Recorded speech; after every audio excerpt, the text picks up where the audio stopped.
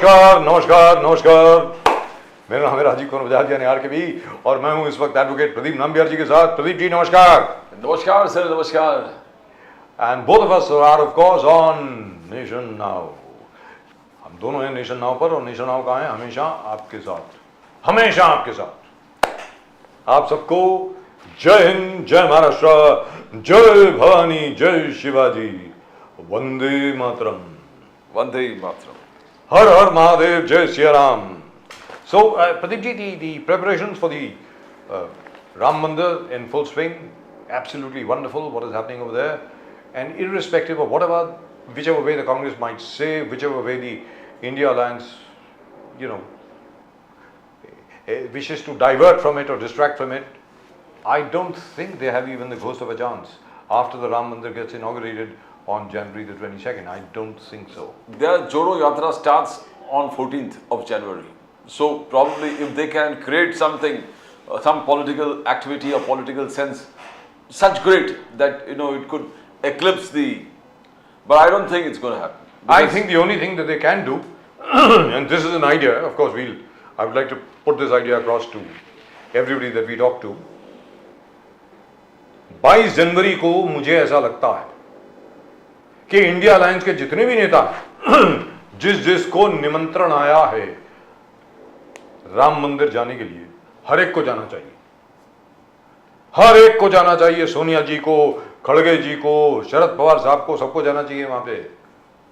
और एक बार ये सारे के सारे लोग लाइन से खड़े होके श्री राम लला के दर्शन करेंगे, पूजा करेंगे, प्रार्थना करेंगे, तो वहां पर भारतीय जनता पार्टी में बहुत खलबली मचेगी। The credit will get distributed, that's my opinion, and they should all go there to show that that Ram belongs to the entire nation. Pradeep ji, हर एक कोई बोलता है ना श्री राम हम सबके हैं, आप जाइए फिर वहां पे पूजा अर्चना कीजिए। Whatever you call it, the BJP is quoting the Ramayana.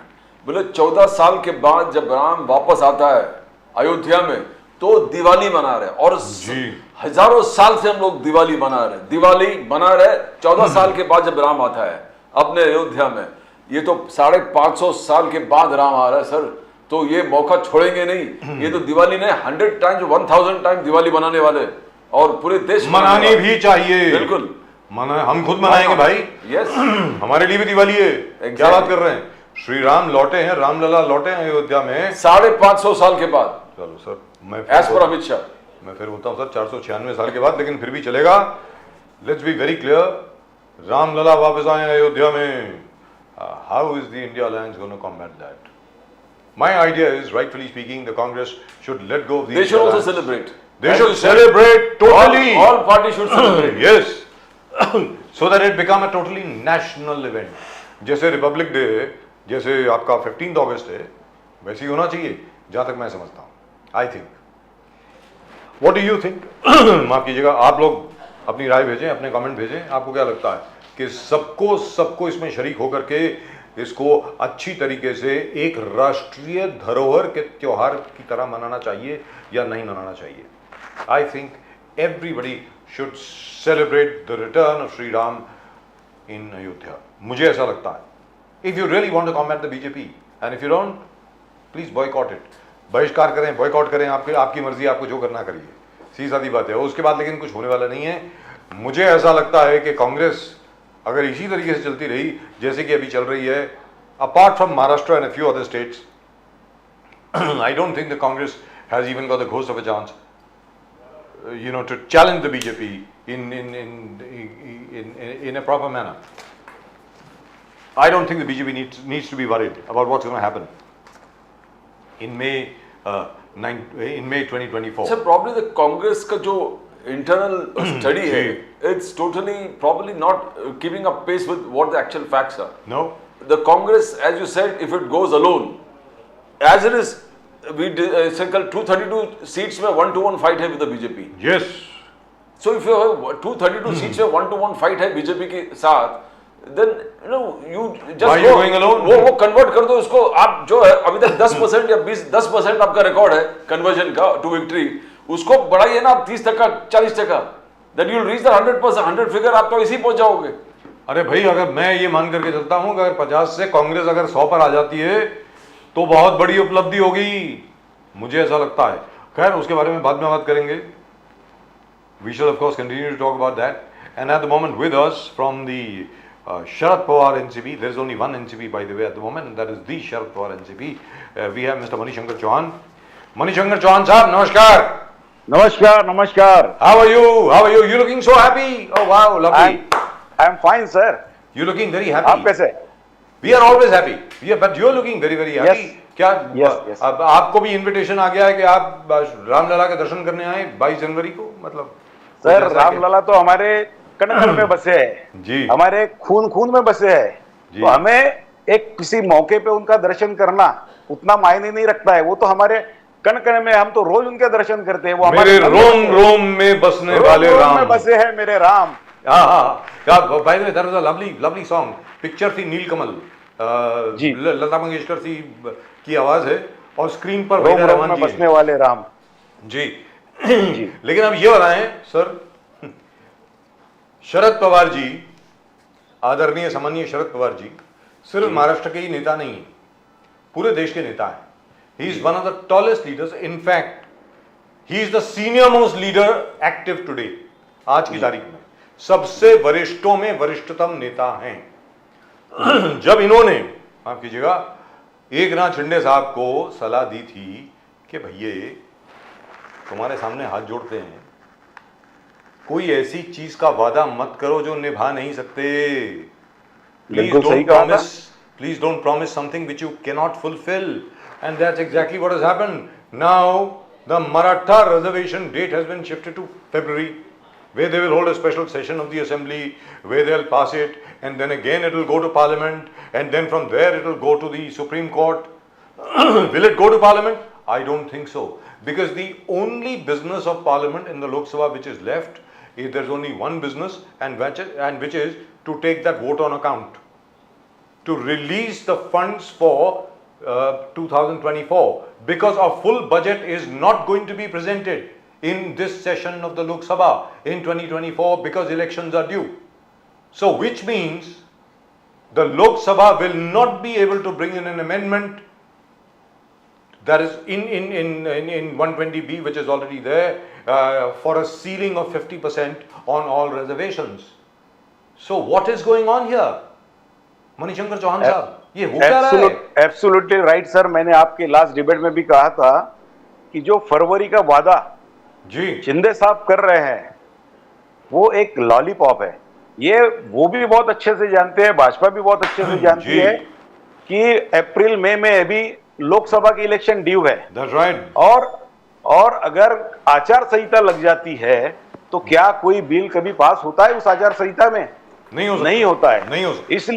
इसलिए जो शिंदे साहब ने फरवरी की जो डेट दी है मराठा आरक्षण को लेकर, वो एक तरह से मराठाओं को दिया गया एक लॉलीपॉप है वो। लेकिन जितना बेवकूफ हम मराठाओं को समझते हैं उतने हम लोग है नहीं, ये उन्हें शायद नहीं पता। और आने वाले चुनाव में ये इसका खामियाजा शिंदे साहब ही नहीं भाजपा को भी भुगतना होगा। देवेंद्र फडणवीस जी का कहना था कि जो लोग कर सकते थे वो किए नहीं। आप तो इशारा किस तरफ है आपको मालूम है? शरद पवार जी की तरफ है उनका। बोले कि इतने साल सत्ते में थे मगर अभी बोलने लगे कि होना चाहिए और नहीं होना चाहिए। इनफैक्ट देवेंद्र फडणवीस जी बोले कि Sharad Pawar ji was against the Marathas. 2 दिन पहले उनका स्टेटमेंट है, Sharad Pawar ji has been working against the interest of Marathas. तो how do you see this particular? Because आगे जाके इवन राज ठाकरे जी के धर्मपत्नी शर्मिला ठाकरे जी भी बोल रहे थे, जो लोग अभी हाँ बोल रहे हैं अगर वो ही है हाँ पहले करते थे तो अब तक ये मराठा रिजर्वेशन का प्रॉब्लम ही नहीं आता।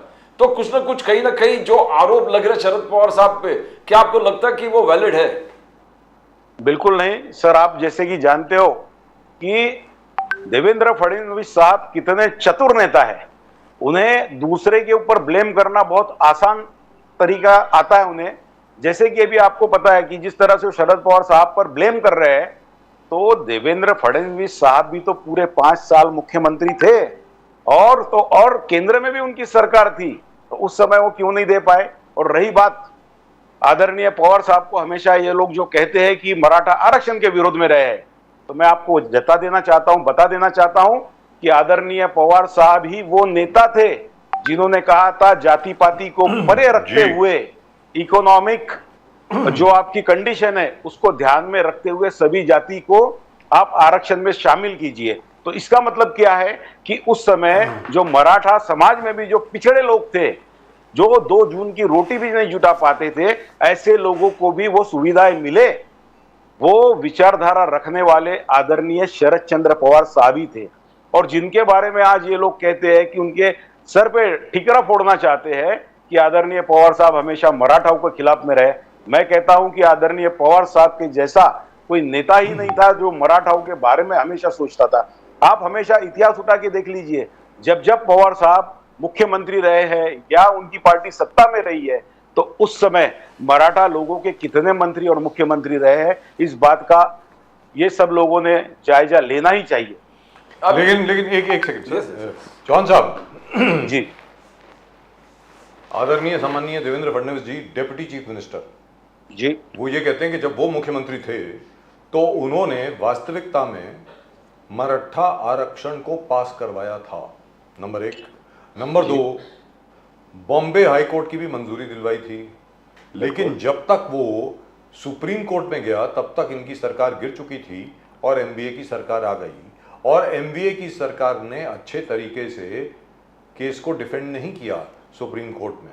यहां तक कि जो सुप्रीम कोर्ट ने मराठी से अनुवाद मंगाया था अंग्रेजी में, ट्रांसलेशंस जो मंगवाई थी वो तक नहीं भेजी गई, ऐसा देवेंद्र फडणवीस जी का कहना है। सर ये सरासर गलत है। मैं आपसे पूछना चाहता हूं, ऐसी कौन सी सरकार है जो इतने सेंसिटिव इशू को इतनी लापरवाही से देखेगी? ऐसा तो महाविकास आघाड़ी का कोई भी नेता नहीं था। सब लोग बहुत अच्छे रहे हुए हैं, एडुकेटेड मिनिस्टर रहे हुए हैं, उन्हें पता था कि ये मराठा आरक्षण का जो मुद्दा है वो कितना सेंसिटिव है। तो इसमें लापरवाही कोताही करने का तो कोई प्रश्न ही उपस्थित नहीं होता है। रही बात आरक्षण देने की, तो देवेंद्र फडणवीस साहब से आज हाथ जोड़कर इतनी विनंती है कि अभी तो उनकी सरकार है, केंद्र में उनकी सरकार है, तो बिल एक पास कर क्यों नहीं आप मराठा आरक्षण पास कर देते हो ताकि उनको न्याय मिल जाए। और ये जो आप ठिकरा फोड़ने का काम करते हो, महाविकास आघाड़ी ने ये किया, महाविकास आघाड़ी की सरकार ने उसको लापरवाही बरती। मैं इतना कहना चाहूंगा कि आपने तो महाविकास आघाड़ी को हमेशा उलझा के ही रखा है, हमेशा आरोप की है, प्रत्यारोप की है। ये नहीं कभी जिस तरह से अभी हमारे जो विरोधक है, हमारे जो आदरणीय पवार साहब है, राहुल गांधी जी है, और भी जो बाकी उद्धव ठाकरे साहब है, और भी जो नेता है, जिस तरह से इस सरकार को सपोर्ट करते हैं कि आप इस बिल को डिस्कस कीजिए, पारित कीजिए, और केंद्र की सरकार में आप हो तो आप गुहार लगाइए अपने केंद्र के आला कमान से चौहान साहब, एक चीज है प्रदीप जी, ये जरा सुनने वाली बात है जो अभी चौहान साहब ने कहा, वेरी इंपॉर्टेंट। 1 साल से ज्यादा हो गया अब सरकार को, जहां तक मैं जानता हूं। How long is it been, this government has been in power? Chauhan साहब आपको याद होगा 17 मंथ्स, 18 मंथ्स, इतना? यस, राइट, 1.5 साल हो गए जी। अब 1.5 साल में आप यू हैड एम्पल टाइम, आप कभी भी स्पेशल सेशन बुलवा सकते थे असेंबली का, नंबर 1। नंबर 2, अभी भी जो असेंबली का जो सेशन अभी खत्म हुआ है उसमें भी एक ठहराव ला सकते थे। You could have brought in a new bill where you could have amended the entire thing and you could have said that we are now hereby passing this particular bill for approval by the center.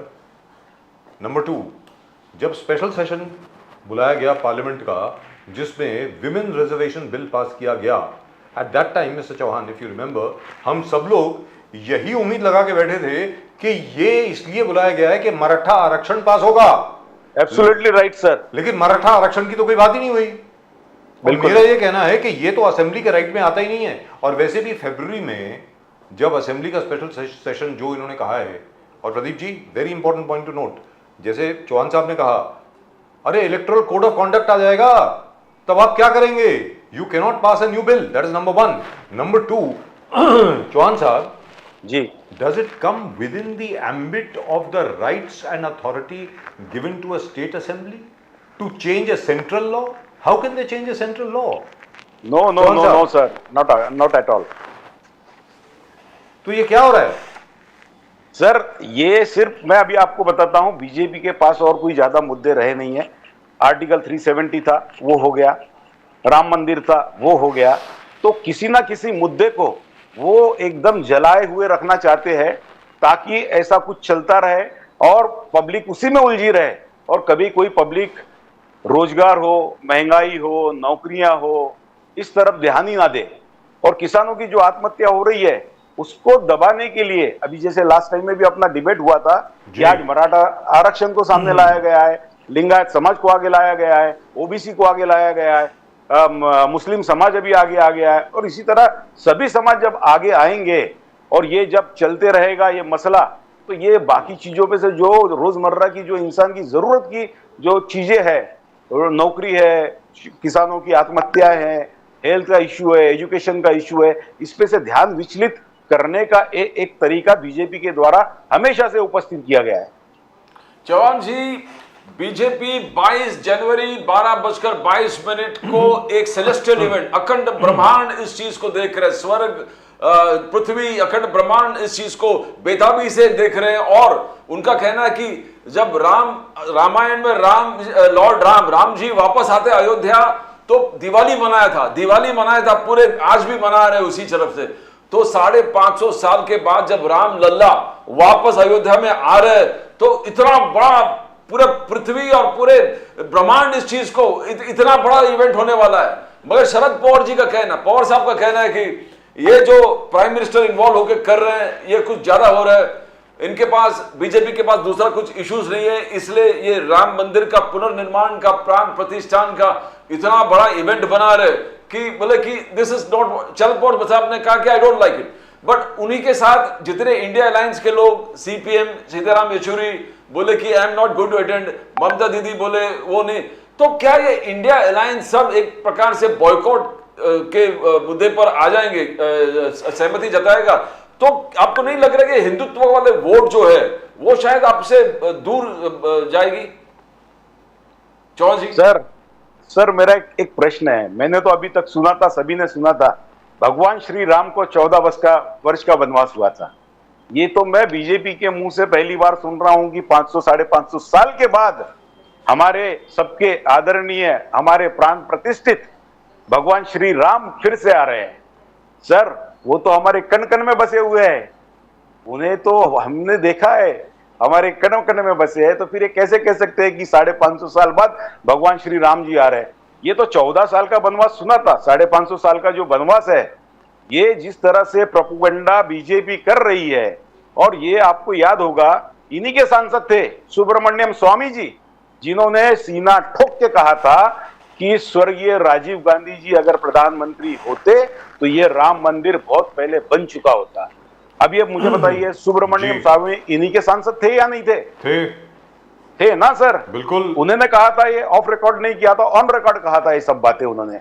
और उसके बाद में जिस तरह से ये जो है मंदिर का निर्माण हुआ, बहुत हम सभी के लिए नहीं अपितु पूरे देशवासियों के लिए बहुत गर्व की बात है। लेकिन जिस तरह से बीजेपी भगवान श्री राम जी को हाईजैक करने का काम कर रही है, वो एक खेदजनक बात है जिसका सभी ने तिरस्कार करना चाहिए।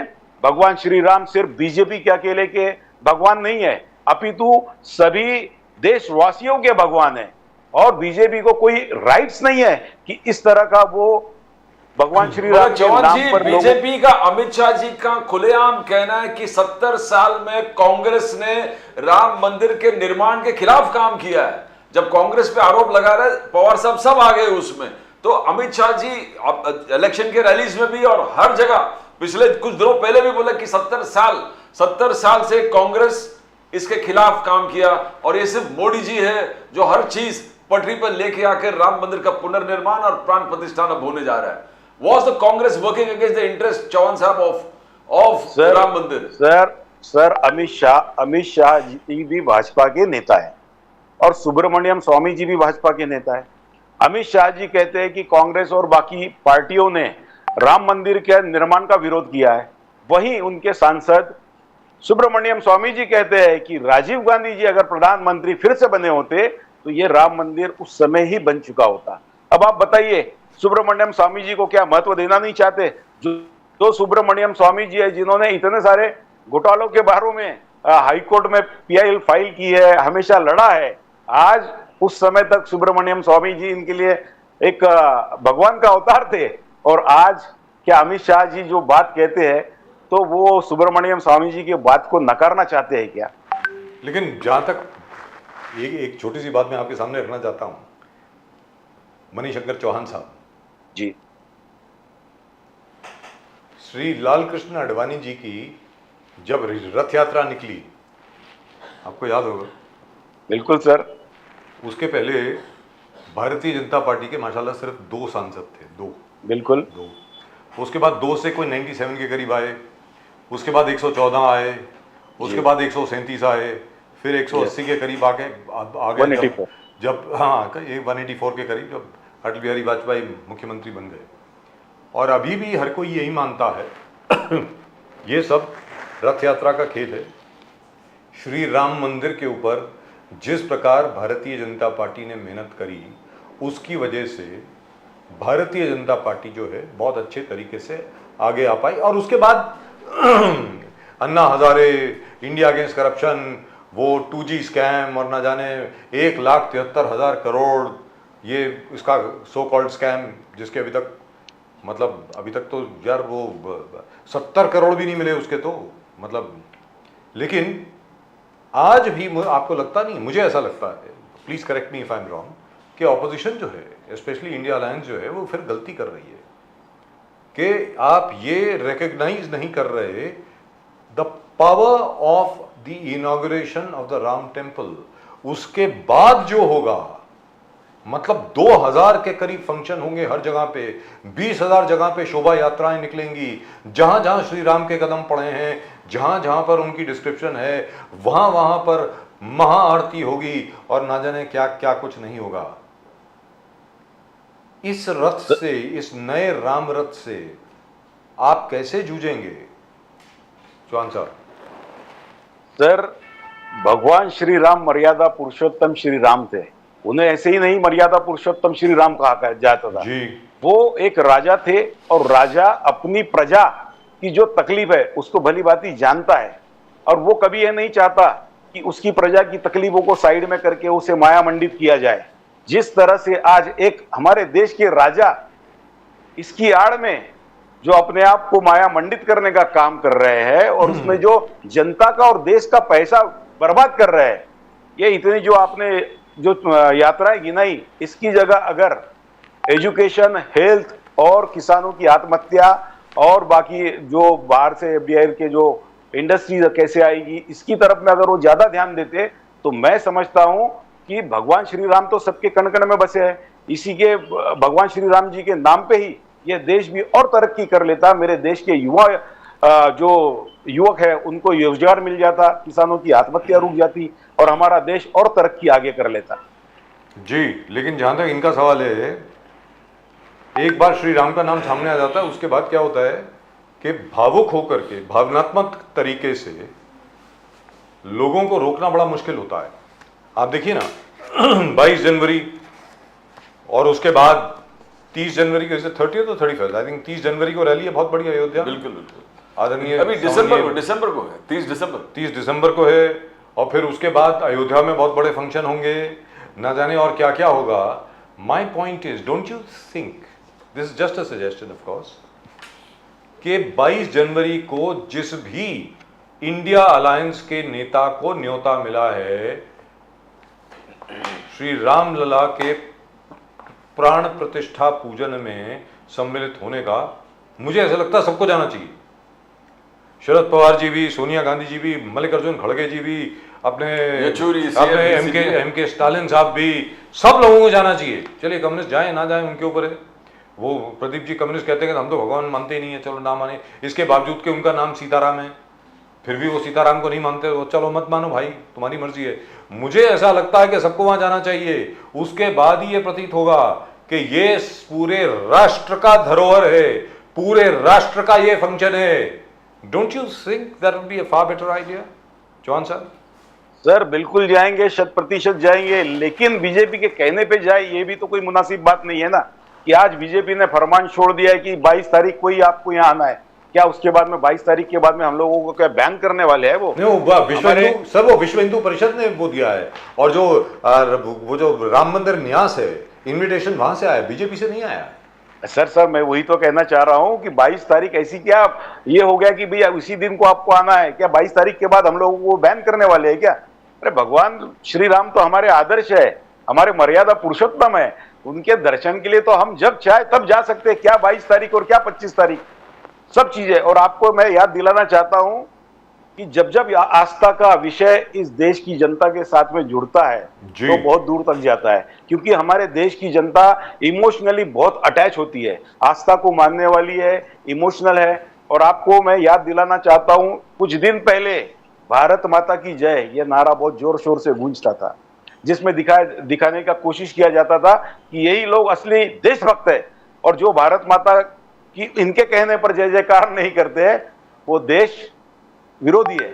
इसी तरह आज नारा गूंजा जा रहा है जय श्री राम। जय श्री राम का नारा तो ये सदियों से चला आ रहा है, लेकिन जो जय श्री राम का जो नारा है, जो इलेक्शन को देखकर ये लोग जिस तरह से आगे बढ़ा रहे हैं, वो एक दिशा भटकाने का काम जनता के लिए ये लोग तो कर रहे हैं। मणिशंकर चौहान साहब, do I understand this, please please correct me if I am wrong. तो स्ट्रेटजी अब ये है 22 जनवरी को बीजेपी का फंक्शन जी, और उसके बाद अगले 1 या 2 महीने के लिए हर रोज कोई ना कोई इंडिया अलायंस का बड़ा बड़ा नेता वहां पर जाएगा अयोध्या में, जी, ताकि भारतीय जनता पार्टी का जो प्रभाव है वो खत्म हो जाए। Is that it Manishankar Chauhan साहब? सर मैं एक थोड़ा सा मेरे नॉलेज को सही करना चाहता हूं कि आपको भी जैसे पता है अभी लोकसभा की आचार संहिता लगेगी जी, जनवरी में जी। तो किसी मंदिर या किसी तीर्थ स्थल पर जाने के लिए किसी नेता को पाबंदी होती है क्या? नहीं, नो, राइट ना? नहीं, I am right, Absolutely right. कोई पाबंदी नहीं होती। बस तो आप समझिए जो ये राम मंदिर में जो जाने का इनका जो है, और आप देख लीजिए कि हर नेता इनका, हर मंत्री है बारी बारी से जाएगा, कब तक जाते रहेगा जब तक इलेक्शन ना हो जाए, और इलेक्शन होने के बाद आप देख लेना इसमें से कितने नेता आपको भगवान श्री राम जी के दर्शन करते हुए दिखाई देंगे। उंगलियों पे गिनने जितने लोग होंगे। इनके लिए आस्था का कोई विषय नहीं है, सबसे बड़ी आस्था इनके लिए चुनाव है, और चुनाव के लिए जो करना पड़े वो ये लोग करने के लिए तैयार हैं। मणिशंकर जी, मगर ये बात क्या एमवीए का आपका जिस प्रकार से संजय राउत जी का कहना है कि देखो हमने बात कर दिया, हाईकमांड राहुल गांधी सोनिया गांधी तक पहुंच गया हमारे बात, हमको 23 सीट चाहिए या 23 से 21, बार बार इधर 23-21 हो रहा है, and we have already asked for it and we are going to fight for 21 seats. यहाँ पर प्रकाश अंबेडकर जी जो पवार साहब ने नाम दिया था इनको भी इंक्लूड करो। प्रकाश अंबेडकर बोल रहे कि अंबेडकर जी बोल रहे हमको 12 सीट चाहिए, 12 इनको दे दिया, 21 कांग्रेस को दे, हमने इनको ले लिए उद्धव बाला साहब ठाकरे सेना को, तो बाकी बचा कितना? ये एक बहुत बड़ा विषय होने वाला है संघर्ष का, बिकॉज सीट का बंटवारा is going to be big issue. Sanjay Raut very vocal, मगर सुप्रिया सुले जी ने आपकी तरफ से बोल दिया कि संजय राउत को हम लोग ठीक आपस में बात करके समझा देंगे, बट ये विषय अंबेडकर जी को कैसे आप ठीक समझा देंगे? Because everybody's demands are hairband, कैसे करेंगे? सर हमारे पार्टी के, हमारे महाविकास आघाड़ी के जो नेता हैं, इंडिया के जो नेता है वो बहुत सुलझे हुए नेता है, ब्रॉड माइंडेड नेता है। उन्हें कोई फर्क नहीं पड़ता 1-2 सीट किसकी कम ज्यादा हो जाए। ये तो समय रहते हुए हम लोग, ये हमारे घर का मसला है जिसको सुलझा लेंगे। लेकिन यही क्वेश्चन मैं आपसे पूछना चाहता हूं कि जो महाराष्ट्र में बीजेपी ने अलायंस किया है शिंदे साहब से, अजित पवार साहब से, जो शिंदे साहब कहते हैं हमारी तो 19 सीटें थी तो 19 तो सीटें हमको चाहिए, आदरणीय अजित दादा उनसे 10-12 सीट की डिमांड करते हैं, तो ये समझ लीजिए कि 30 सीट के आसपास तो ये दोनों की डिमांड है। तो क्या बीजेपी सिर्फ 18 सीटों पे लड़ेगी? और एक ना शिंदे जी महाराष्ट्र के दौरे पे निकलने वाले अभी, वो बोले कि पूरे 40 या कितना 40 से 45 सीटों का दौरा करने वाले एक ना शिंदे जी। सर खलबली इनके घर में मची है, हमारे घर में नहीं है। हमारे नेता बहुत सुलझे हुए हैं, जो समय रहते हुए इन सब चीजों को एकदम ठीक कर देंगे। वो कहते हैं ना मैं अभी सब ठीक कर दूंगा, ऐसे हमारे नेता है सर। तो ये तो खलबली इन लोगों के बीच में तो बस हड़कम मचा रहने दीजिए, मजे लेती रहिए। और मणिशंकर चौहान साहब, अभी एबीपी न्यूज सी वोटर का जो सर्वे आया है उसमें तो ये दिखा रहे हैं कि एमवीए बहुत आगे है। जी बिल्कुल। जब भी चुनाव होंगे तो लिहाजा आपकी 29 या 32 सीटों में से आएंगी और बाकी जो है इनके पास जाएंगी। लेकिन पहले जितनी इन्होंने दिखाई थी, 6 महीने पहले जितनी दिखाई थी उससे जरा कम हुई हैं। 34 दिखाई दी। हाँ, तो उससे जरा कम हुई हैं, कोई 5 सीटें जी। करीब कम हुई हैं अभी अभी अभी जी। दिखाया जा रहा है। तो do you believe that sir? नहीं नहीं सर, ये अभी तो सभी जो सर्वे करते हैं, जो एक सैंपल होता है कि उस पे सर्वे किया जाता है, लेकिन अभी ये महाराष्ट्र की जनता वो तो बहुत बेसब्री से इंतजार कर रही है कि इलेक्शन कब हो, तब हम बताएं ना कि किसकी कितनी सीटें आती है। जी। तब मैं आपको कहता हूं कि आप मेरे से लिख के ले लीजिए कि ये बीजेपी डबल डिजिट में नहीं जा पाएगी सर, ये मैं आपको आज दावे के साथ कहता हूं। इन महाराष्ट्र? यस, इन महाराष्ट्र। तो अभी सुप्रिया सुले जी जो शेतकरी आक्रोश मोर्चा लीड कर रही है, तो क्या किसान बिकॉज जब मोदी साहब यहां पर आए थे तो उन्होंने कस दिया था आलोचना पे कि करीबन 10 साल एग्रीकल्चर मिनिस्टर कौन था, फिर भी महाराष्ट्र में कुछ भी ठीक नहीं है। मगर ये सुप्रिया जी जो किसान आक्रोश लेके जा रहे हैं, क्या आपको लग रहा है कि एक सही वक्त है और किसानों को सचमुच हाल बेहाल है? ये ट्रिपल इंजन सरकार किसानों के लिए कुछ नहीं कर रहा है। How do you see this? Sir, ये ट्रिपल इंजन सरकार तो बिल्कुल कुछ नहीं कर रही है, बात आपको मैं दावे से कहता हूं। और जो ये ब्लेम करते हैं कि आदरणीय पवार साहब 10 साल किसान मंत्री थे तो उन्होंने क्या किया, इनके मोदी जी की मैंने एक आदरणीय पवार साहब का 75th कुछ बर्थडे था दिल्ली में, मैंने सुना था, उनका भाषण था सर, कि आदरणीय पवार साहब वो नेता है कि अगर उनके सामने अगर आपने सिर्फ शब्द गन्ना निकाल दिया तो उसकी रूट से लेके तो उसके एंड तक, और उससे फिर क्या क्या बनता है, इथेनॉल कैसे फॉर्म होता है, शक्कर कैसी बनाई जाती है, गुड़ कैसे बनता है, सारी चीजें मोदी जी ने उस समय उपलब्धि गिना दी थी। और वही मोदी जी पूछते हैं कि 10 साल केंद्रीय मंत्री रहने के बाद में पवार साहब ने क्या कहा, क्या किया। यही पवार साहब थे जिन्होंने किसानों का 70,000 करोड़ का बिल माफ किया था। और आज ये लोग पूछते कि पवार साहब ने क्या किया। और एक समय ये था कि जब मोदी जी कहते थे आदरणीय पवार साहब मेरे राजनीतिक गुरु है, तो आज वो बात किधर गई। मैं समझ सकता हूं सर कि उनके सच्चे राजनीतिक गुरु तो आदरणीय लालकृष्ण आडवाणी जी थे, जिन्हें उन्होंने नजरअंदाज कर दिया, तो फिर आदरणीय पवार साहब उनके लिए क्या है। जी दुरुस्त बात है, लेकिन जहां तक किसानों का प्रश्न है, मैं अपने एक्सपीरियंस से बता रहा हूं। पता नहीं कितनी, अब मुझे याद भी नहीं है कितनी महाराष्ट्र की कितनी इलेक्शंस मैंने कवर करी है, मुझे I don't remember, I have been around as you know for a long time. किसानों के स्ट्रेस को लेकर के, किसानों की जो तकलीफ है उसको लेकर के कभी भी जो किसान वोट है वो इकट्ठा नहीं आया है। फार्मर वोट जो है that is not a single block, that is also divided into you know caste, sub caste and different professions and so on and so forth. मेरा यह आपसे सवाल है कि आज की तारीख में अगर इंडिया अलायंस या एनसीपी, जैसे अभी सुप्रिया सुले जी, प्रदीप जी ने जैसे कहा, she is going on an outreach to farmers, अगर फार्मर्स को एक ब्लॉक बना करके आप किसी भी तरीके से उनको संगठित कर दें, it will be very difficult for anybody to defeat that party which organises the farmers in one block. Sir, हमारे देश के लिए यही तो एक सबसे बड़ी दुर्भाग्य की बात रही है कि हमारे किसान एकजुट नहीं होते, एक मंच पे नहीं आते। अभी आपको देखिए कि सभी जो जाति के धर्म है, जाति धर्म के जो लोग हैं वो एक मंच पे आ जाते हैं, लेकिन किसान एक मंच पे नहीं आते। और जो किसान होता है इसका कोई जाति धर्म नहीं होता है सर, ये धरती माता के संतान है, जो धरती माता के सीने पे हल चलाकर इस देश का लालन पोषण करता है। अगर ये किसान अगर एक मंच पर आ जाए ना, तो जिस तरह से किसानों की अवहेलना ये सरकार करती आ रही है, ये कभी नहीं होगा। मुझे अभी भी ज्ञात है कि 20 साल पहले सोयाबीन का भाव 4,700 रुपए था, 200 रुपए था, और आज की डेट में भी 20 साल बाद भी वो सोयाबीन का रेट 4,500-700 रुपए है। तो ये आगे तो बढ़ता ही नहीं है सर, आगे बढ़ता ही नहीं है। जो रेट आप देख लीजिए हर चीजों के जो बढ़े हैं, तो उस तरह से किसान को लोग न्याय क्यों नहीं देते। कहने का मतलब ये हुआ, आपने जरा गलत कहा सर।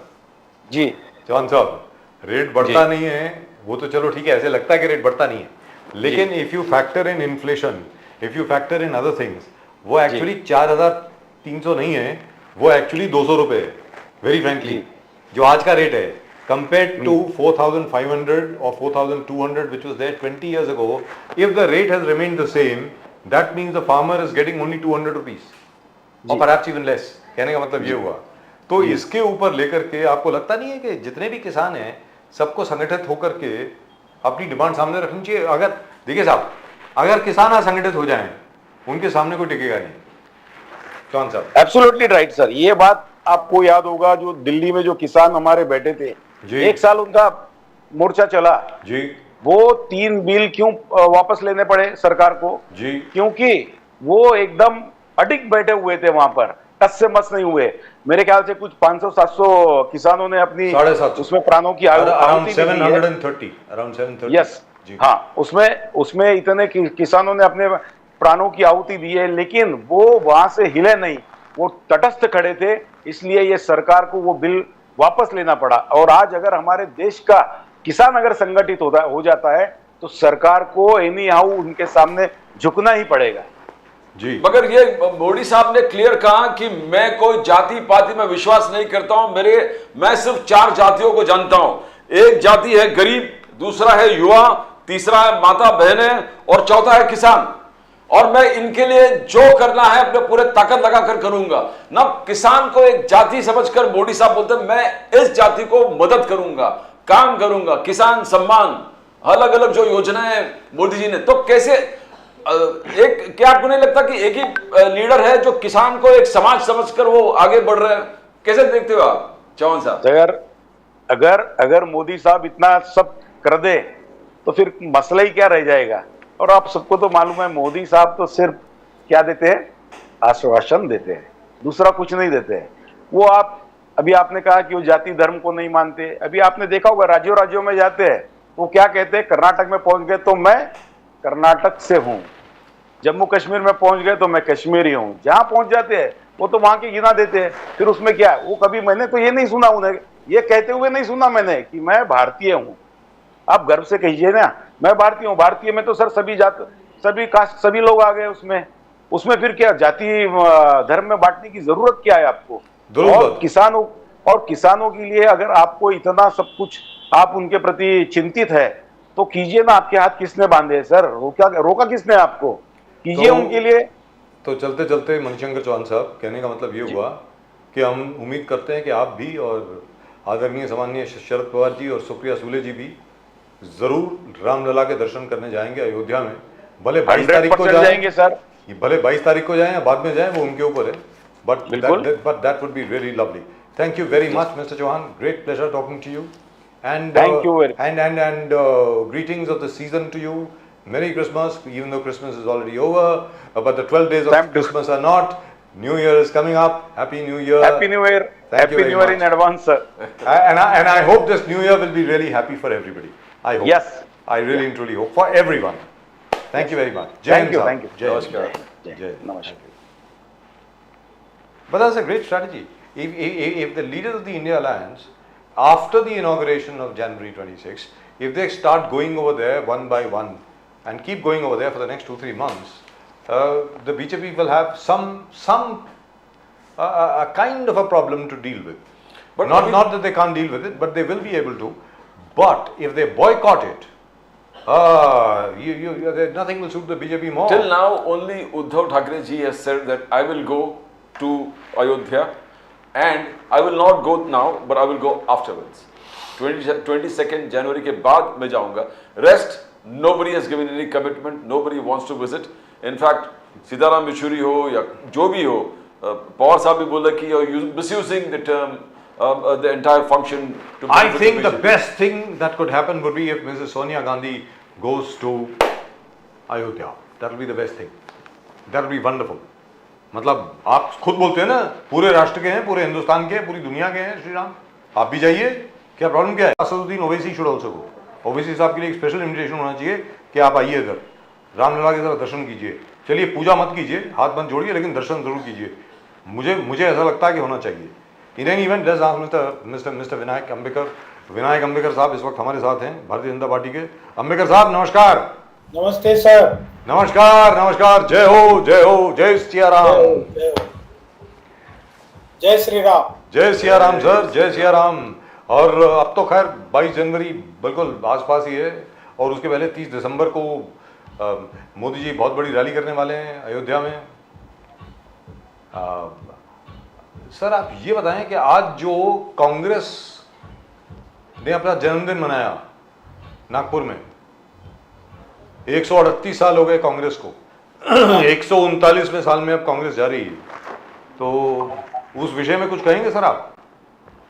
जी अच्छा है, देश में लोकतांत्रिक एक पार्टी जी जरूर है कि वो इतनी लोकतांत्रिक नहीं रही, एक वंशवादी पार्टी बन गई, ये दुर्भाग्यपूर्ण है। फिर भी एक पार्टी यदि एक लोकशाही में इतने साल तक जिंदा रहती है, ये लोकशाही अच्छी है, इसका एक गमक है, और इसके लिए उनको बधाई है। उनके जन्मगांठ पर हम उनको बधाई देते हैं। Wonderful, absolutely Sam Pitroda, Vinayak Ambedkar साहब, सैम पिट्रोडा ने आलोचना किया है जिस प्रकार से prime minister Modi, he says prime minister Modi बहुत टाइम डिवोट कर रहे हैं राम मंदिर के लिए। राम, बट बीजेपी एंड पूरे विश्व हिंदू परिषद टोटली क्लियर है कि यह सेलेस्टियल इवेंट है, 550 साल के बाद के इवेंट है। 14 साल बाद जब राम वनवास में आए तो दिवाली सेलिब्रेट किया पूरे देश, और आज तक कंटिन्यू कर रहे हैं दिवाली। और 550 साल के बाद अखंड ब्रह्मांड, पृथ्वी, स्वर्ग सब बेताबी से इस मोमेंट के लिए रखे हैं, तो कोई कसर छूटने वाला नहीं है प्रधानमंत्री मोदी जी और किसी। बट सैम पिट्रोडा जी का ये आलोचना कि prime minister should concentrate on more important things like development, education, school, आप इसको कैसे देखते हो Sam Pitroda ji? Because is overseas head of the Congress. Vinayak Ambedkar ji, उनको लोकशाही में, डेमोक्रेसी में उनको उनका कमेंट देने का हक है, मगर उनका कमेंट सीरियसली लेना चाहिए। ऐसा कोई उनका कंट्रीब्यूशन देश के प्रति ज़्यादा नहीं है, अभी नहीं रहा। पहले एक जमाना था, राजीव जी गांधी के ज़माने में Sam Pitroda was credited for this telephone क्रांति। तो उस जमाने में हम उनको रिस्पेक्ट भी दिया है कि उन्होंने यस टेलीफोन उनके वजह से स्पीड पकड़ लिया, ये तो हम भी मानते हैं। मगर आज उनका कोई भी कमेंट है तो वो उनका कमेंट है, उसके ऊपर हमने कुछ कमेंट करना चाहिए। ऐसा कोई इम्पोर्टेंस उनके कमेंट के लिए मुझे लगता नहीं है। दुरुस्त बात है। लेकिन सर आप एक चीज बताएं, मुझे लगता है कि आपका जो रास्ता है वो तो बिल्कुल साफ हो गया अभी, जिस प्रकार अभी लोग काम कर रहे हैं। जैसे कि सीताराम येचुरी साहब कह रहे हैं कि हम तो जाएंगे नहीं, वहां पे बहिष्कार करेंगे। ममता बनर्जी बोलती है मैं भी नहीं जाऊंगी।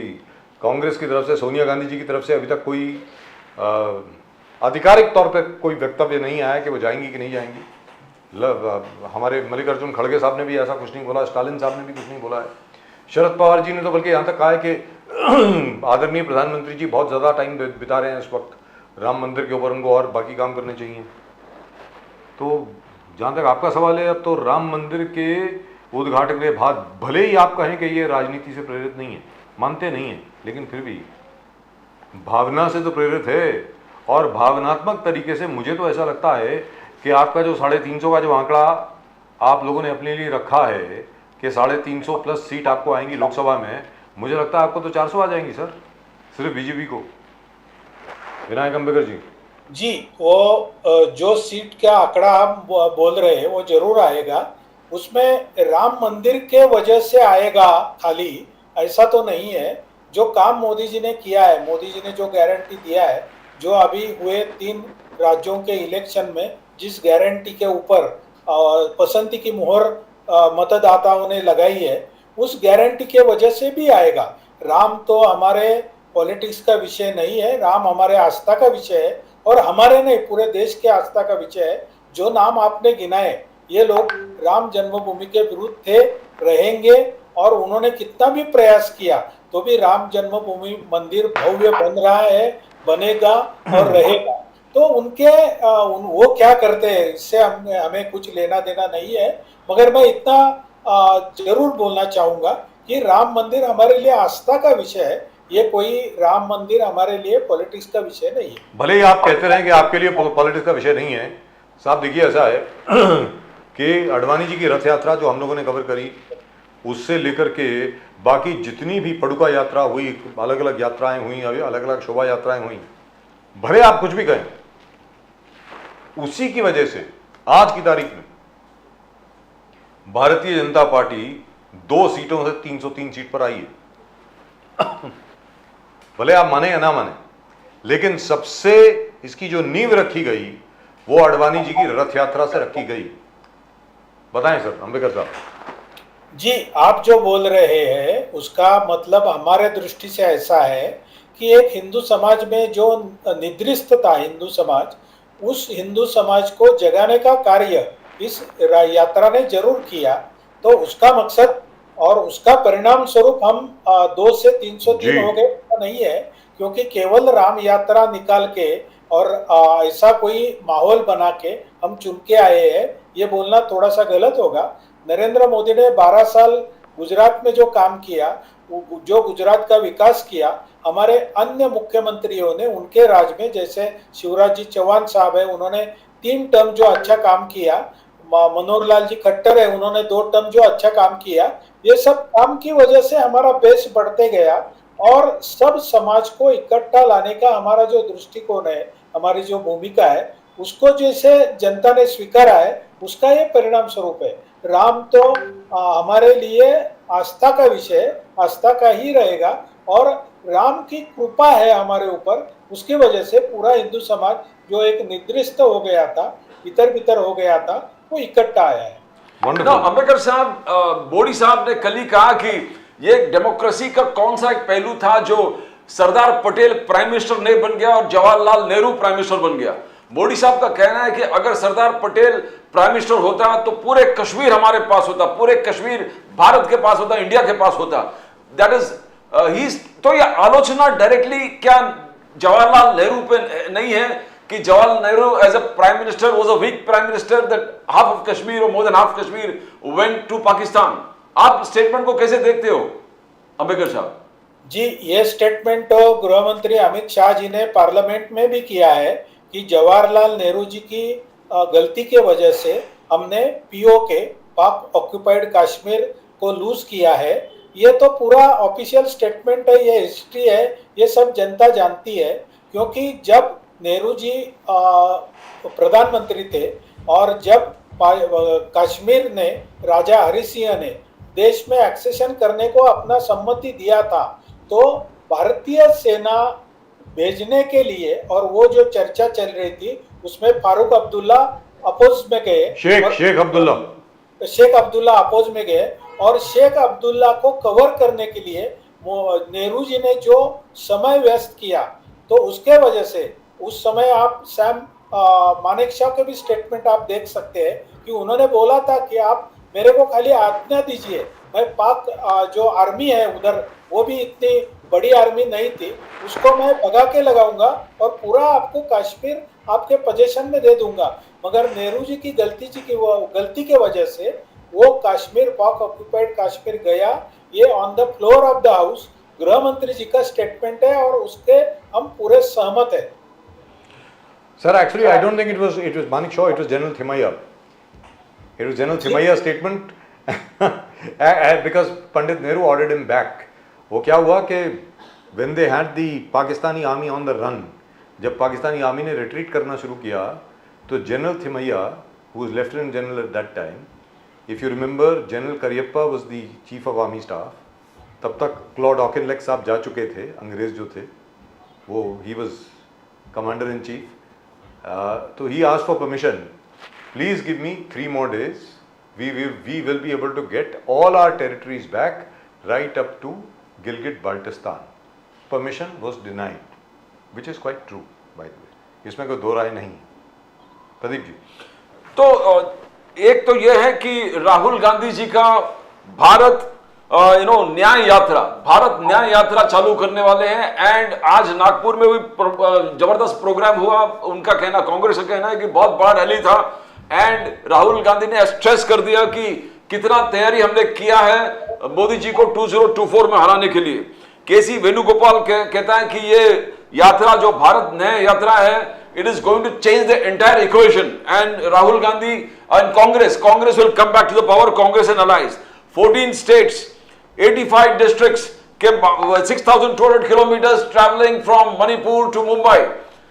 क्या ये एक थ्रेट नहीं होगा?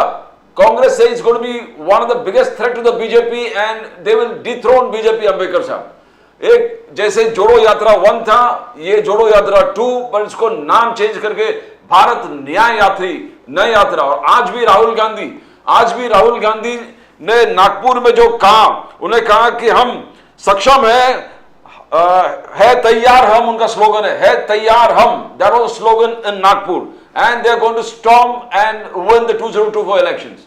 अंबेडकर साहब, ये डे ड्रीमिंग करने को किसी को भी भारतीय डेमोक्रेसी में बंदी नहीं है. कोई भी आदमी डे ड्रीमिंग कर सकता है.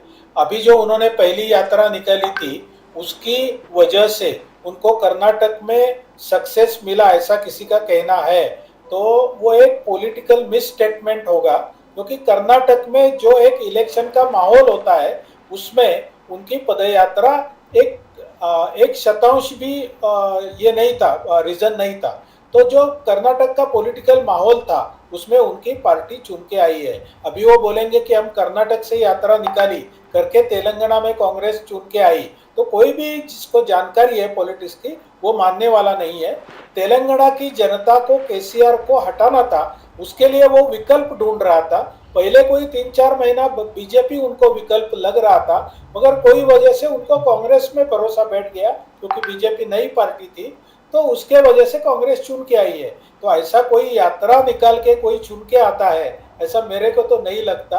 तो उनको मैं बेस्ट ऑफ लक देता हूँ, और क्या कर सकता हूँ. अमित शाह, हाँ बोलिए. अमित शाह जी ने कहा कल कि मोदी साहब के अंडर देखो 13.5 करोड़ पीपल को हम लोग पॉवर्टी लाइन से ऊपर उठा लिया, 4 करोड़ लोगों को घर दिया, 12 करोड़ लोगों को इज्जत घर यानी टॉयलेट प्रोवाइड किए, 9.5 करोड़ उज्ज्वला गैस कनेक्शन, 11 करोड़ नल से जल. अमित शाह जी का कहना कि मोदी जी ने यह सब किया है अपने लोगों के लिए, लोगों देश के लिए. मगर प्रियंक खरगे कल जो जूनियर खरगे है, उनका कहना है राम मंदिर तो आप बना रहे हो, आप बहुत पब्लिसिटी ले रहे हो उसको, मगर राम राज्य कब आएगा? राम राज्य यानी लोगों का काम कब होगा? तो एक तरफ है कि अमित शाह जी ने सब गिनाया है, मगर प्रियंक खरगे जी बोल रहे हैं कि राम राज्य कब आएगा. अंबेडकर साहब, ये प्रियंक खरगे जी का स्टडी कितना है मुझे मालूम नहीं, मगर कम है बहुत. तो बेसिकली राम मंदिर का और राम राज्य का ये ऐसा कब आएगा, ऐसा जो सवाल है वो पहले ही गलत है. क्योंकि राम राज्य आना शुरू हो गया है, ये जनता को स्वीकारा है करके. तो हम 3 स्टेट में इतना मीडिया का पूरा परसेप्शन था कि हम नहीं जीतेंगे, फिर भी हम अच्छी मेजॉरिटी से चुन के आए हैं. मध्य प्रदेश में जो हुआ है वो शिवराज जी चौहान के काम के वजह से हुआ है. लाडली बेटी ये जो उनका योजना था, उस योजना ने जो महिलाओं का जागरण किया, महिलाओं के मन में शिवराज जी के प्रति, भाजपा के प्रति जो प्यार जगाया, उसका ये परिणाम है. तो खरगे जी या उनके जूनियर, ये वंशवादी पार्टी है तो जूनियर के जूनियर आते रहेंगे पार्टी में. और जो जूनियर आता है, जैसा कि राहुल जी गांधी है, उनको जो स्क्रिप्ट हाथ में दिया जाता है वो पढ़ता है. उस बेचारे का क्या गलती है?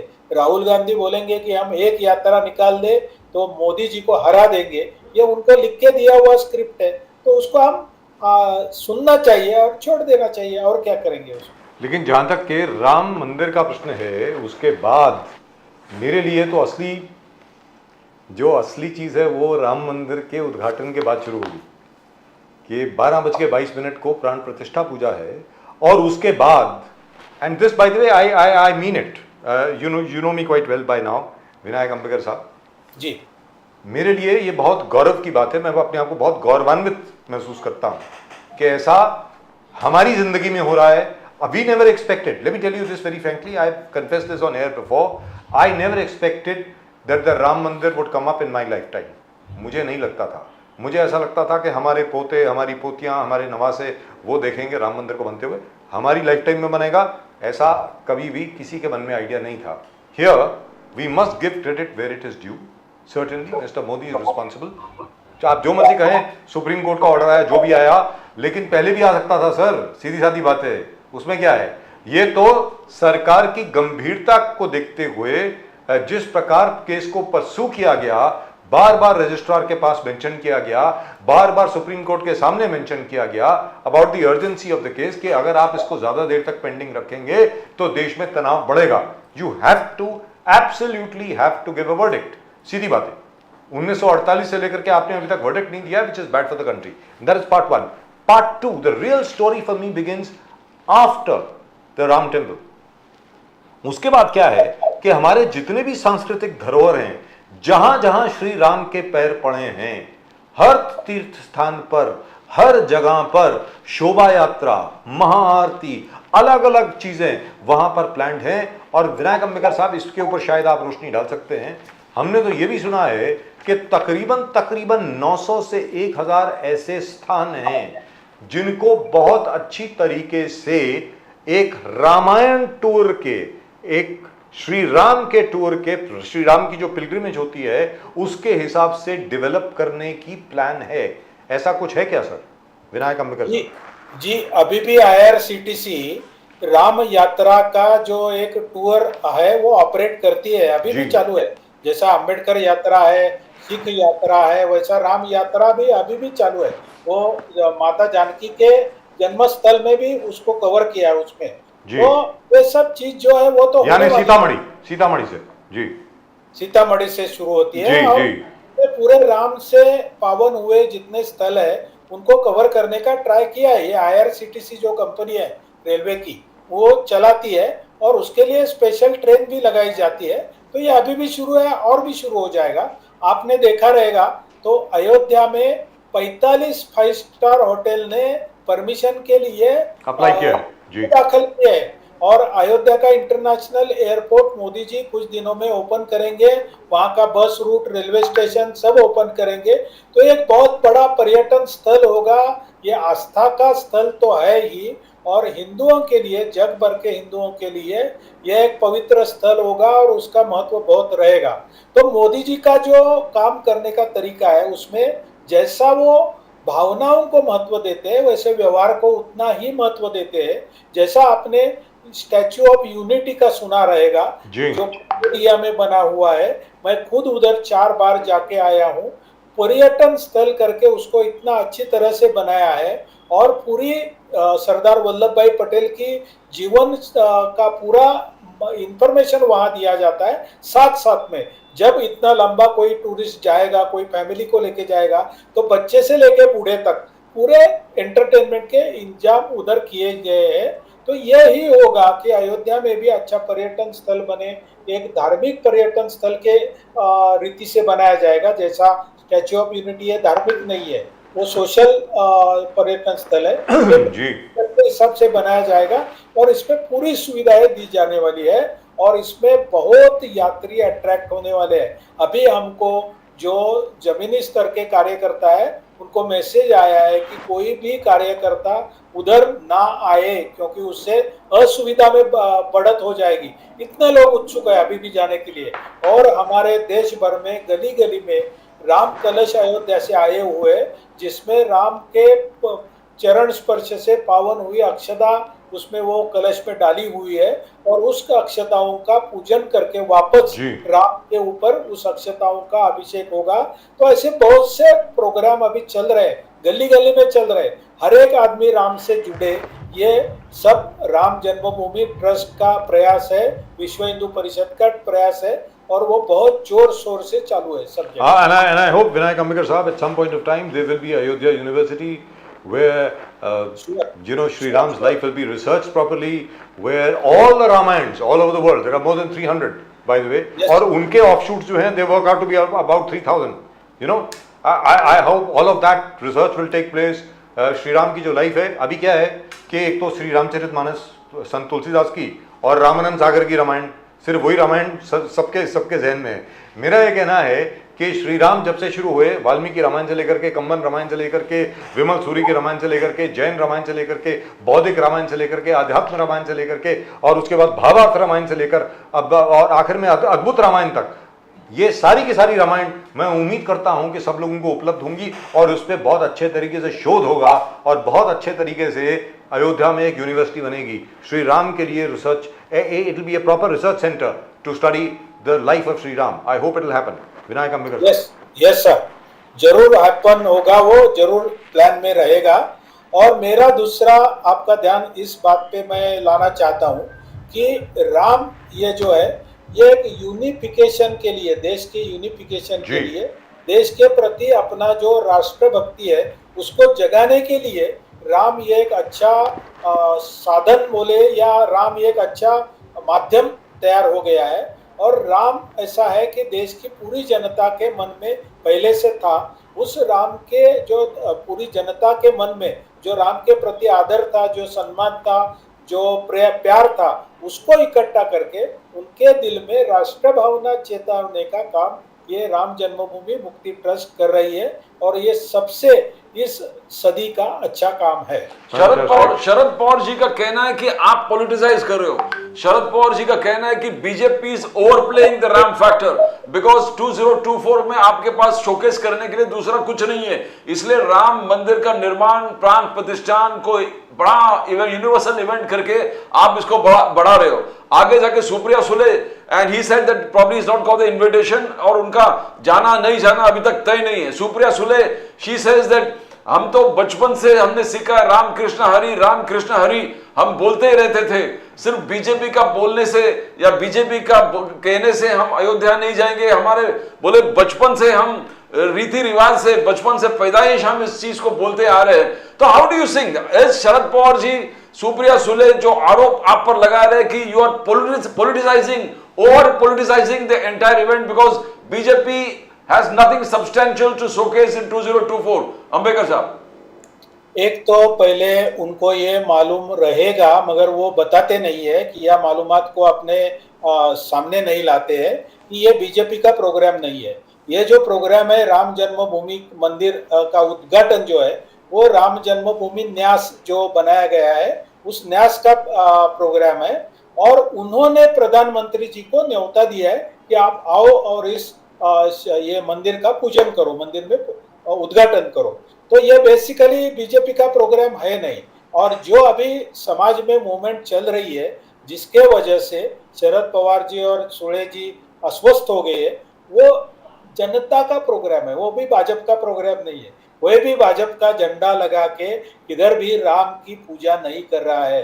जो भी राम की पूजा कर रहा है वो अपने दिल का जो राम के प्यार का झंडा है वो लगा के कर रहा है। और उनको इसकी बात का दुख है कि अपने पूरे जिंदगी में, अपने पूरे 50 साल के पॉलिटिकल करियर में इतना बड़ा मूवमेंट वो किसी भी इशू पे नहीं कर सके, ना तो उनकी जो सुले जी है वो कर सकेंगी। तो यह दुख जो है वो उनका कोई ना कोई वाक्य से प्रकट होता है। तो उनके तरफ ध्यान देने जैसा ऐसा कुछ महत्व है। शरद पवार जी ने क्या बोला, इसलिए राम मंदिर का उद्घाटन रुकने वाला है या उसमें कुछ बाधा आने वाली है, ऐसा कुछ भी नहीं है।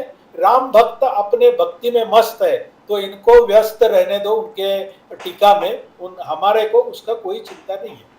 Right, thank you so much Vinayak Ambekar साहब, बहुत बहुत धन्यवाद आपको, और आपको बहुत बहुत मुबारकबाद, आपको साधुवाद और नए साल की बहुत बहुत शुभकामनाएं। Thank you so much. जय श्री राम। जय सिया राम। जय Siya Ram. Thank you.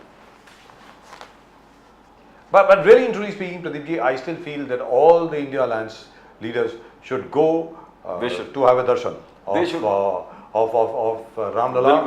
And भले 22 तारीख को ना जाइए, 23 को जाइए, 24 को जाइए, 25 को जाइए, जब भी जाना हो जाइए, लेकिन मुझे ऐसा लगता है चुनाव तक हर एक को जाना चाहिए वहाँ पे, बिना कुछ बोले, बिना कुछ और कहे। If you really want to defuse the BJP's claims to the construction of the Ram Mandir, though how you can do that I don't know, but you should also show that this is a symbol of national unity. Everybody should go there. That's my opinion. So let's ask Bharat Soni साहब। भरत सोनी साहब कांग्रेस के इस वक्त हमारे साथ हैं। भरत सोनी साहब नमस्कार।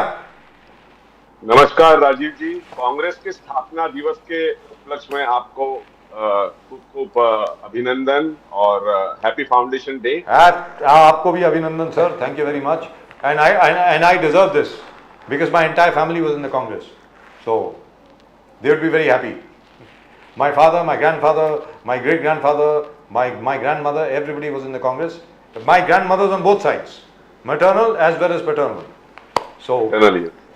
So happy Foundation Day to you as well. तो भरत सोनी साहब, how many people turn up finally at Nagpur? 10 lakh, 12 lakh, कितने लोग आए? सर अभी ये तो आज शाम को पता चलेगा, लेकिन काफी भीड़ थी, काफी लोग, हमारे सभी लोग It was सभी huge. जगह से आए थे। It was huge. We saw. State chief ministers भी आए थे एंड हमारे कांग्रेस का हर कार्यकर्ता, जो बड़ा कार्यकर्ता है, वो गया था। हम लोग कुछ लोग जो नहीं जा रहे वो बच्चा संभाल रहे थे, क्योंकि यहाँ भी फाउंडेशन डे, जहाँ पर एक्चुअली कांग्रेस फॉर्म हुई तेजपाल हॉल में, वहां पर आज मीटिंग थी, तो हम लोग कुछ लोग यहाँ मुंबई में भी रह गए। जी, but fantastic, absolutely fantastic. So sir, about January 22nd, क्या सोनिया जी जा रही हैं राम मंदिर में दर्शन करने के लिए? सर सोनिया जी को अगर इनविटेशन मिला है तो जरूर जाएगी, और हमारे जो नेता है वो भी जाएंगे, जिनको भी इनविटेशन मिला है। लेकिन अभी बात कंफर्म नहीं हो पा रही है कि उन लोग जाएंगे कि नहीं जाएंगे, ये अभी तक कंफर्म नहीं हुआ।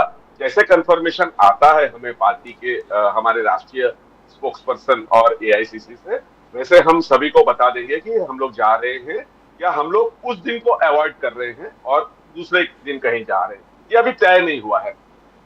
सर मुझे ऐसा लगता है सबको जाना चाहिए। सर प्रभु रामचंद्र जी और भगवान रामचंद्र हम सभी के भगवान हैं, तो हम कांग्रेस भी हिंदू है, लेकिन हमें उनका हिंदुत्व स्वीकार नहीं है। जो बीजेपी वाले और संघ के लोग जो हिंदुत्व बताते हैं कि दूसरे धर्म के प्रति नफरत करो, ये हमें स्वीकार नहीं है। हम भी हिंदू है, लेकिन हम हमारे हिंदू होने का ढिंडोरा नहीं पीटते। हम है हिंदू। भरत सोनी साहब, शांति से राष्ट्रीय एकता प्रदर्शित करने के लिए, और श्री राम अकेले एक ही वर्ग के नहीं हैं, हम सबके हैं। In fact, as we were discussing just now, just before, there are more than 350 Ramayans in Urdu and Persian, by the way. फारसी और उर्दू में भी 350 के करीब रामायण हैं। लेकिन मैं आपसे ये कह रहा हूं कि ये क्योंकि राष्ट्रीय एकता का एक बहुत बड़ा चिन्ह है, इसके लिए शायद सबको आना चाहिए, ये मैं समझता हूं। भले आप 22 को जाएं या ना जाएं, in fact it will B far better if you go every day after that somebody or the other keeps going to the Ram Mandir to diffuse the BJP's claims that they are the only ones responsible for it. Bharat Soni sir, what do you think? Yes sir, party will certainly take a call on that. Our national leadership very serious on that, and they will take a call. Sir, see, sir, this Ramayana is not of recent. You know when the Ramayana used to come on TV, every Muslim also used to sit across, Christian also used to sit across and see the Ramayana. There was no discrimination at all. ऐसा नहीं बोलते कि मुस्लिम रामायण नहीं देखेंगे, नहीं तो उस time पे रामायण जब चलता था उस टाइम पे पूरी सड़कें खाली हो जाया करती थी जी। आप रास्ते पे कोई मिलता नहीं था। मराठी में ऐसे ही बोलते थे, अरे बोला आप कहाँ जा रहे हो, बोला मटन लाने के लिए। बोला क्यों, तो बोला कि रामायण है ना। बोला अभी रामायण और मटन का क्या, बोला नहीं उस टाइम पे मार्केट में नहीं होना चाहिए, इसलिए हम लोग अभी रामायण देख रहे हैं। तो सर ये भावना थी लोगों के अंदर, इसलिए हम लोग जरूर जाना चाहिए, हम सबको जाना चाहिए। सोनी साहब, बट जूनियर खरगे, प्रियंक खरगे जब बोले कि राम मंदिर तो मोदी साहब आप बना रहे हो, राम मंदिर आप बना रहे हो मोदी साहब, राम राज्य कभी लाओगे? राम राज्य यानी लोगों का काम आप कभी करोगे? लोगों का बेसिक सुविधा आप जो प्रॉमिस किया कभी करोगे? He says, Mr. Modi, you have not fulfilled your promises to the people. So get Ram Raj. Ram Raj कभी आएगा? Now how do you evaluate the statement? Because हाल ही में अमित शाह ने पूरा लिस्ट बता दिया, रिपोर्ट कार्ड 13-13.5 करोड़ लोगों को हमने पॉवर्टी लाइन से ऊपर कर दिया, 4 करोड़ लोगों को घर दे दिया, 12 करोड़ लोगों को शौचालय बना दिया, 9.5 करोड़ को गैस कनेक्शन उज्ज्वला को दे दिया, नल से जल गया। तो how do you see mismatch हो रहा है सोनी साहब? प्रदीप जी, यही हम लोग भी यही कह रहे हैं, ये सचमुच मिसमैच हो रहा है सर। राम राज्य मीन्स क्या है सर? लोगों का राज्य। राम राज्य मीन्स राम ये रहेंगे, राजा रहेंगे और लोग उनके नीचे काम करेंगे, ऐसा नहीं है। राम राज्य मीन्स क्या है सर? कि लोगों का राज्य, लोगों की सुनवाई हो, हर लोगों को सुने, हर तबके के लोगों को ऊपर उठाने का और पॉवर्टी लाइन से ऊपर लाने का, हर कोई में समानता लाने का, ये राम राज्य है। तो क्या ऐसे आपको लगता है हमारे देश में पिछले 9 साल में ऐसी समानता है?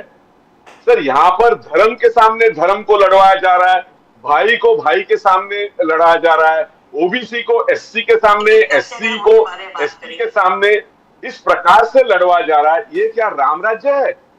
सर, किसान आत्महत्या कर रहे हैं। किसान आत्महत्या जिस वजह से कर रहे हैं वो बताते नहीं ये लोग, क्योंकि किसानों की आय दुगनी करने का वादा किया था और उसका जो ड्यू डेट था उसके 1 साल पहले यह वादा दोहराया जाता है कि अगले साल किसानों की आय दुगनी होगी।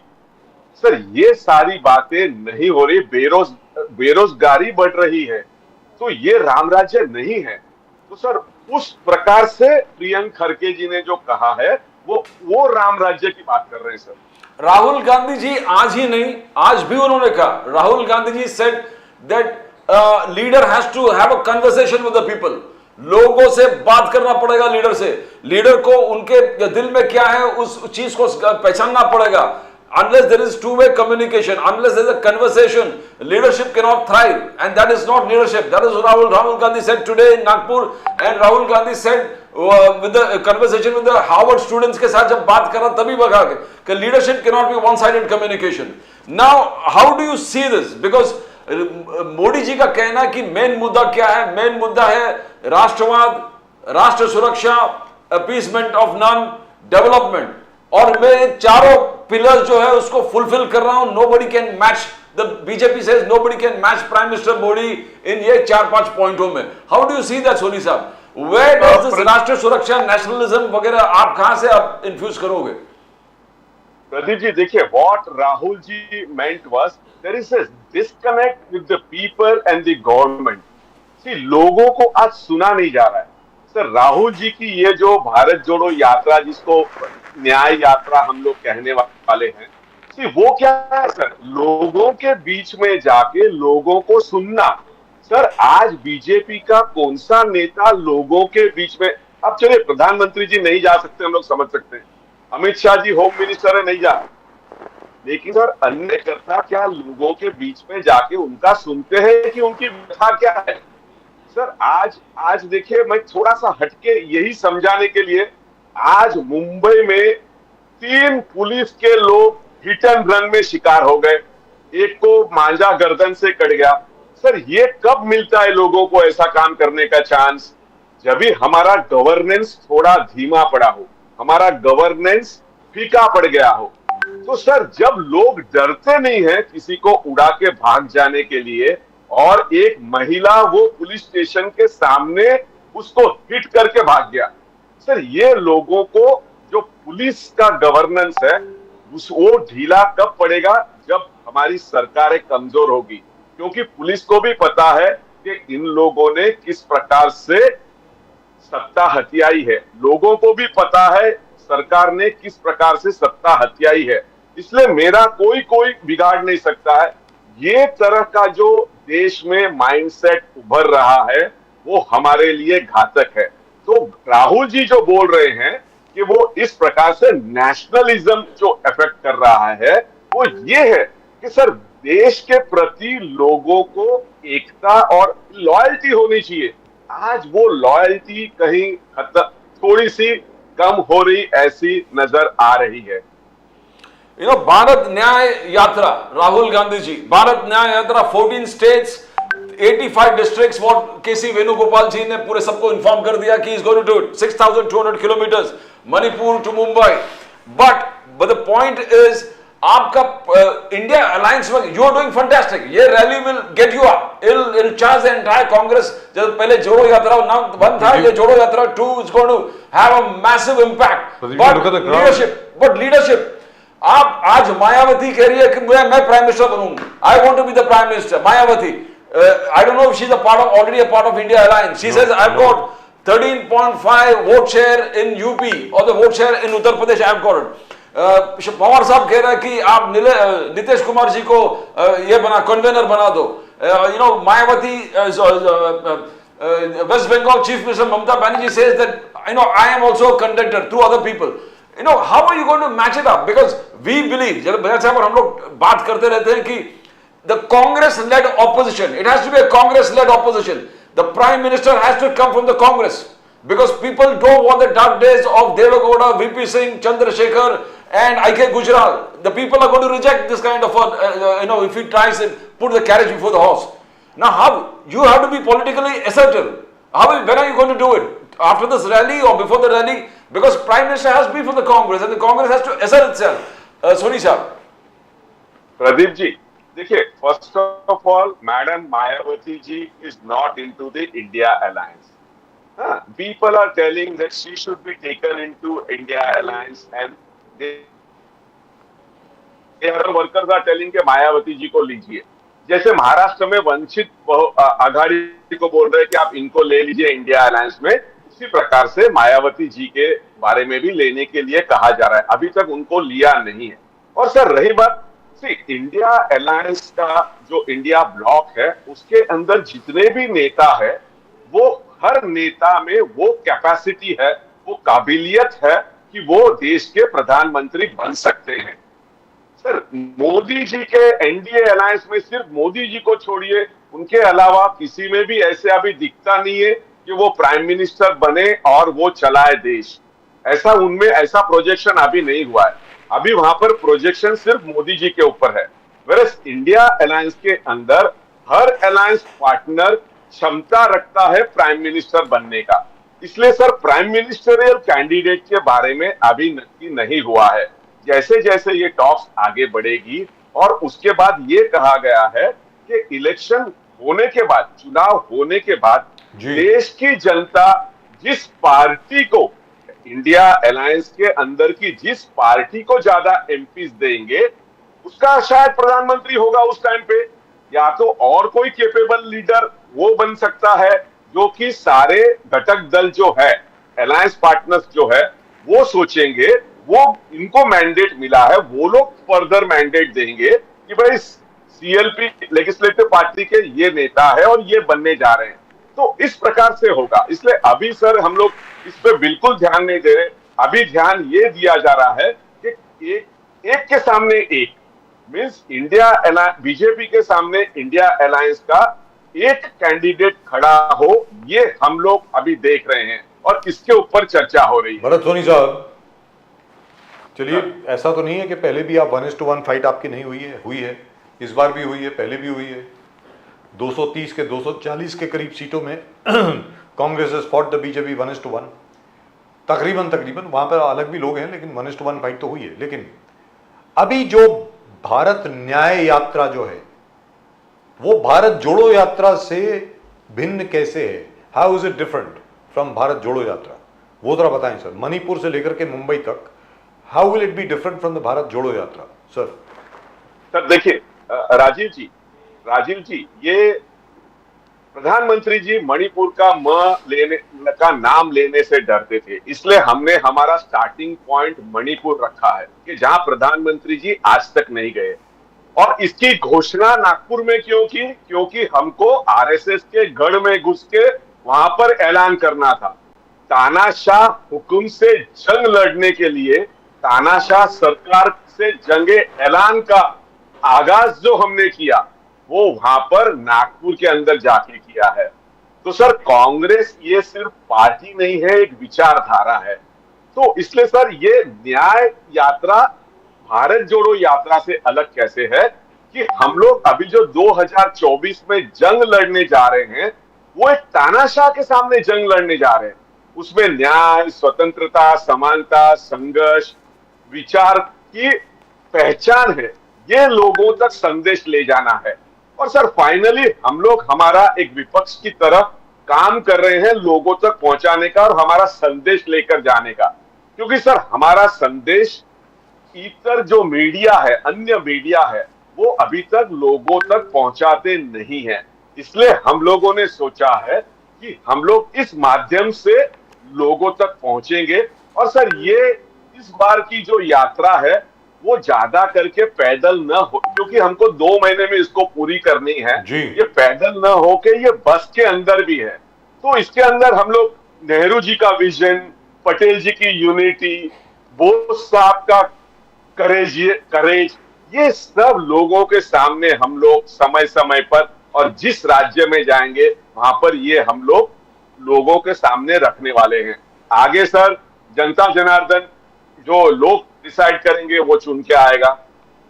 जी दुरुस्त बात है, उसमें तो कोई दो राय नहीं है कि भाई आखिर में जनता ही तय करेगी कि आपको कहाँ जाना है कहाँ नहीं जाना। लेकिन मैं फिर आपके सामने एक और बात रखता हूँ, और ये मैं बार बार हर एक के सामने रखता हूँ, क्यों रख रहा हूँ मुझे मालूम नहीं है, because you are not paying me, the Congress is not paying me at all, in fact you don't even give us the importance that I think we deserve, but anyway ultimately you get the importance you deserve. That is also there. My point is, as far as the India alliance is concerned, I think the India alliance is going to pull you down. That is my reading. The Congress is far too powerful. The Congress in fact is the only all India party today in the country. Your presence is there in the north, is there in the east, is there in the west, is there in the south. You are a pan India party, sir. Congress is the only party which can actually challenge the BJP. Nobody else can do it. और मुझे ऐसा लगता है कि बाकी सबको accommodate करने के चक्कर में कहीं आप अपने आप को कमज़ोर तो नहीं कर रहे, क्योंकि आप भी जानते हैं भरत सोनी साहब, और जैसे प्रदीप जी जो हैं वो खुद चुनाव लड़ चुके हैं, वो भी बहुत अच्छी तरह जानते हैं कि अलायंस में ज़रूरी नहीं है कि आपके अलायंस पार्टनर के वोट जो हैं वो आपको आएंगे। बिल्कुल ज़रूरी नहीं है सर। आप एक्सपीरियंस ये कर चुके हैं जब आपने अलायंस करी मायावती और अखिलेश यादव जी के साथ उत्तर प्रदेश में जी, तो votes were not transferred. Mayawati ji के वोट्स जो हैं वो चले गए बीजेपी में, अखिलेश यादव जी के जो वोट्स जो थे वो अखिलेश यादव जी के पास ही रहे और कांग्रेस को ट्रांसफर नहीं हुए। मेरा ये कहना है, अगर आप 542 की 542 सीटों पर अगर आप अकेले लड़े, मुझको ऐसा लगता है the Congress will do much better. In my personal opinion, it will be a great thing if the Congress is actually able to break the 100-seat barrier in 2024. 2024 में अगर आपकी 100 सीट आ जाती हैं और अगर 150 आ जाती हैं, that will be wonderful. Forget about the rest. I think the Congress is strong enough to fight alone, to stay alone, and to create an impact on its own. What do you think, Bharat Soni sahab? Rajiv ji, we would certainly take care of those channels and those media houses who are supporting us in the hours of crisis. We always remember, and Congress party always remembers them. So nation now has to be rest assured, we will certainly have a soft corner when we come to power, right, 2024 May. That is one thing.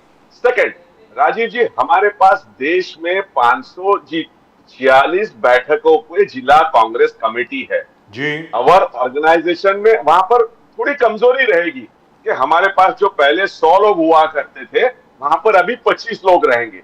ऐसा हो सकता है कि हमारे active, लेकिन हमारे पास जिला कांग्रेस, हमारे यहाँ जिला यानी एक मेंबर, लोकसभा की सीट को जिला बोलते हैं, तो हमारे पास जिला कांग्रेस कमेटी हर प्रदेश में, हर राज्य में है, आज के दिन में भी है। हमारे पास ऑर्गेनाइजेशन वहां पर टेबल लगाने के लिए और बूथ लगाने के लिए हमारे पास ऑर्गेनाइजेशन है। लेकिन सर आज का, सर 2019 का जो फेलियर हुआ है, हमने जिनसे अलायंस हुआ है, उस टाइम पे देश में परिस्थितियां अलग थी।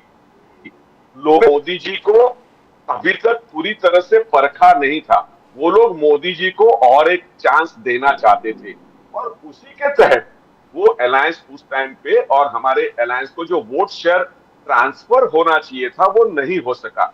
लेकिन आज के दिन में पूरे देश में लोग त्रस्त है, युवा त्रस्त है, महिलाएं त्रस्त है सर। तो ये सभी लोग मिलके, आज का जो जमाना है वो अलायंस पार्टनर्स का जमाना है, और जो रीजनल जो पार्टीज है वो उनके एरिया में अभी काफी स्ट्रांग है, तो उनका हमको समर्थन मिलेगा। और हमारा एक सूत्री कार्यक्रम है कि तानाशाह को हराना है, तानाशाह को खत्म करना है, और देश में जो संवैधानिक मूल्य जो है उसको प्रस्थापित करना है। अगर इसके लिए एक वोट तानाशाह के खिलाफ, ऐसा हमारा नारा हो और वो हम लोगों के सामने ले जाए और लोगों को उस पर विश्वास बैठे, तो सर हम लोग इस मोदी जी के सरकार को हराने में कोई कमी नहीं छोड़ेंगे। हम लोग जरूर India alliance Soni sahab, but you know, Article 370 abrogation 35A is the BJP believes the jewel in the crown of Prime Minister Modi. They believe it, and the BJP says, Prime Minister Amit Shah said that integration of Jammu and Kashmir has been fast-tracked since abrogation of Article 370. More than 1 lakh crores has been budget allocation for this has already been done, and we are fast-tracking its integration.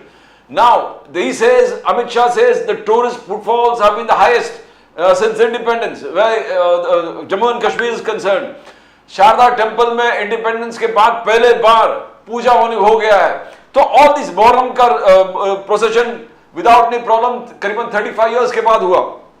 But at the same time आपका ally Farooq Abdullah ने कहा कि एक गोली चल गया तो पूरे टूरिस्ट भाग जाएंगे, और if you don't talk to Pakistan then the entire it will turn into a Gaza, it will turn into a. तो ये कमेंट्स जो आपके अलायंसेस पार्टनर्स कर रहे हैं, ये don't you think it's creating problems and hurdles for you, एक के बाद एक on national issues? Sorry see Pradeep ji, to have a unanimity among the alliance partner at national level is bit of a problem at this moment. So we cannot control their, democratic right of speaking against the government or what they want to speak. We have got a freedom of speech. Okay, so that is apart. लेकिन sir अगर जम्मू कश्मीर का ही अगर जो example लिया जाए, तो sir अभी तक जम्मू कश्मीर में क्यों लीगली इलेक्टेड गवर्नमेंट नहीं फॉर्म की है? अगर इतना सब कुछ वहां पर एल बिल्कुल सब सुचारू रूप से चल रहा है, सब कुछ अच्छा चल रहा है, तो सर अभी तक वहां पर क्यों सरकार बहाल नहीं की? वहां पर अभी तक क्यों लीगली डेमोक्रेटिकली इलेक्टेड गवर्नमेंट नहीं है सर? और जो लोग कश्मीरी पंडित्स गए आर्टिकल 370 अब्रोगेशन के बाद, जो पंडित्स गए हैं, क्या उनकी होटलें चल रही है? क्या वो लोग वहां पर रह रहे हैं कि अभी भी वो लोग डर के मारे में रहे? सर इसको जब तक हम लोग एस्टैब्लिश नहीं करते हैं, तब तक हम लोग कैसे कहेंगे कि ये हमारा जो प्लान था वो सक्सेसफुल रहा? जी, लेकिन वो तो एक चीज हो गई ना सर. लेकिन the fact is that terrorism has come down.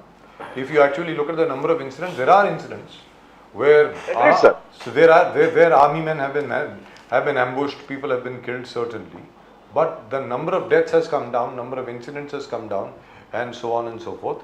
And the fact also is that for the first time, Jammu and Kashmir has come within the ambit of the laws of the Constitution of India, where even reservation laws were not being applied in Jammu and Kashmir. Mandal Commission, that is OBC reservation, was not being given in Jammu and Kashmir. There were only 3 or 4 families that were ruling Jammu and Kashmir, and they had cornered all the assets. You know that quite well. So I think over there, very unfortunately, what happened was, and that's a very complicated issue. Let's be very clear. People in Delhi were advised very wrongly, backed the wrong horses, and so on and so forth. But as far as the rest of the country is concerned, your main challenge, Bharat Soni Saab, as I see it, is going to come from Uttar Pradesh. Uttar Pradesh में सबसे बड़ा challenge आपको आने वाला है. उत्तर प्रदेश में 80 सीटें हैं साहब, 80 लोकसभा की सीटें हैं. वहां पर अगर आप 10 या 15, आपको याद होगा 2004 में, to the surprise of everybody, हर एक को बता हैरान करने वाली ये रिजल्ट आया था. अगर आपको याद हो, आपको 20 सीटें मिली थी. 20, यू गॉट 20 सीट्स. जब तक आप 15, 20 या 25 सीटें उत्तर प्रदेश में नहीं जीतते, सरकार बनाना दिल्ली में नामुमकिन है. भरत सोनी साहब. राजीव जी, आपने बिल्कुल सही कहा. और आप जैसे पत्रकार इतने अनुभवी और इतने साल का जो अनुभव लेकर आप जब कहते हैं कि इतना होना चाहिए, तो वो होना चाहिए. और सर हम लोग भी उसके ऊपर काम कर रहे हैं कि हमारे ऑर्गेनाइजेशनल में रीशफलिंग हुआ है यूपी के अंदर, और अभी जो यूपी के इंचार्ज है वो भी चेंज कर दिए गए हैं. तो सर उस प्रकार से हम लोग उसके ऊपर काम कर रहे हैं और हम लोग उसमें इनरोड्स बना रहे हैं sir. We are getting into that everything. तो देखते हैं फाइनली यूपी के लोगों को हम लोग एक बार फिर से हमारी बातें रखने का, हमारी बात कहने का हम लोग फिर से प्रयास कर रहे हैं और उसके बाद let us see how it takes. लेकिन भरत सोनी साहब, एक सिंपल फॉर्मूला है आपके पास, आप उसको फॉलो क्यों नहीं करते? मुझे समझ में नहीं आ रहा है। मतलब कहाँ आप लोग भटक जाते हैं, इधर से उधर से उधर से इधर, पता नहीं कभी इधर जाऊं कि उधर जाऊं। साहब सीधा फार्मूला जो है, जो पंडित नेहरू के वक्त से, इंदिरा जी के वक्त से यूपी के अंदर अप्लाई होता था, अभी तक आप लोग क्यों नहीं कर रहे मुझे मालूम नहीं है। शेड्यूल कास्ट, ब्राह्मण, मुस्लिम, ये 3 जो क्लासेस थी वो सारी की सारी आपको वोट किया करती थी। क्या होगा आपको, क्या हुआ क्या है आपको, मुझे तो समझ में नहीं आया। ब्राह्मण आपको छोड़ के चले गए बीजेपी के पास, मुसलमान आपको छोड़ के चले गए समाजवादी पार्टी के पास, और जहाँ तक शेड्यूल कास्ट का सवाल है वो सब के सब बिखर गए, मायावती जी के पास चले गए, बाकी अन्य जगह में चले गए। और ये शुरू कहाँ से हुआ? प्रदीप जी सुनने वाली बात है, जरा ध्यान से, ये शुरू कहाँ से हुआ? ये पीवी नरसिम्हा राव जी के वक्त से शुरू हुआ, क्योंकि पीवी नरसिम्हा राव साहब को डर था कि जो उत्तर प्रदेश की लॉबी जो है, हिंदी बेल्ट की जो लॉबी है कांग्रेस की, वो कभी भी उनकी ऐसी की तैसी कर सकती है, जिसकी वजह से उन्होंने उत्तर प्रदेश को कांग्रेस के लिए बड़ा कमजोर कर दिया। और he made separate deals with Mulayam Singh Yadav ji in Uttar Pradesh and Lalu Yadav ji in Bihar. अब मेरा ये कहना है कि आपके पास बहुत वक्त था सर, अभी तक, अभी भी है, ऐसी बात नहीं। Parties go on, elections come and go. और जैसा कि और ये मैं इसलिए नहीं बोल रहा हूँ कि भरत सोनी साहब हमारे सामने, मैं सबके सामने बोल चुका हूँ। आज क्या है? आज 28 दिसंबर है साहब, आज 28 दिसंबर है।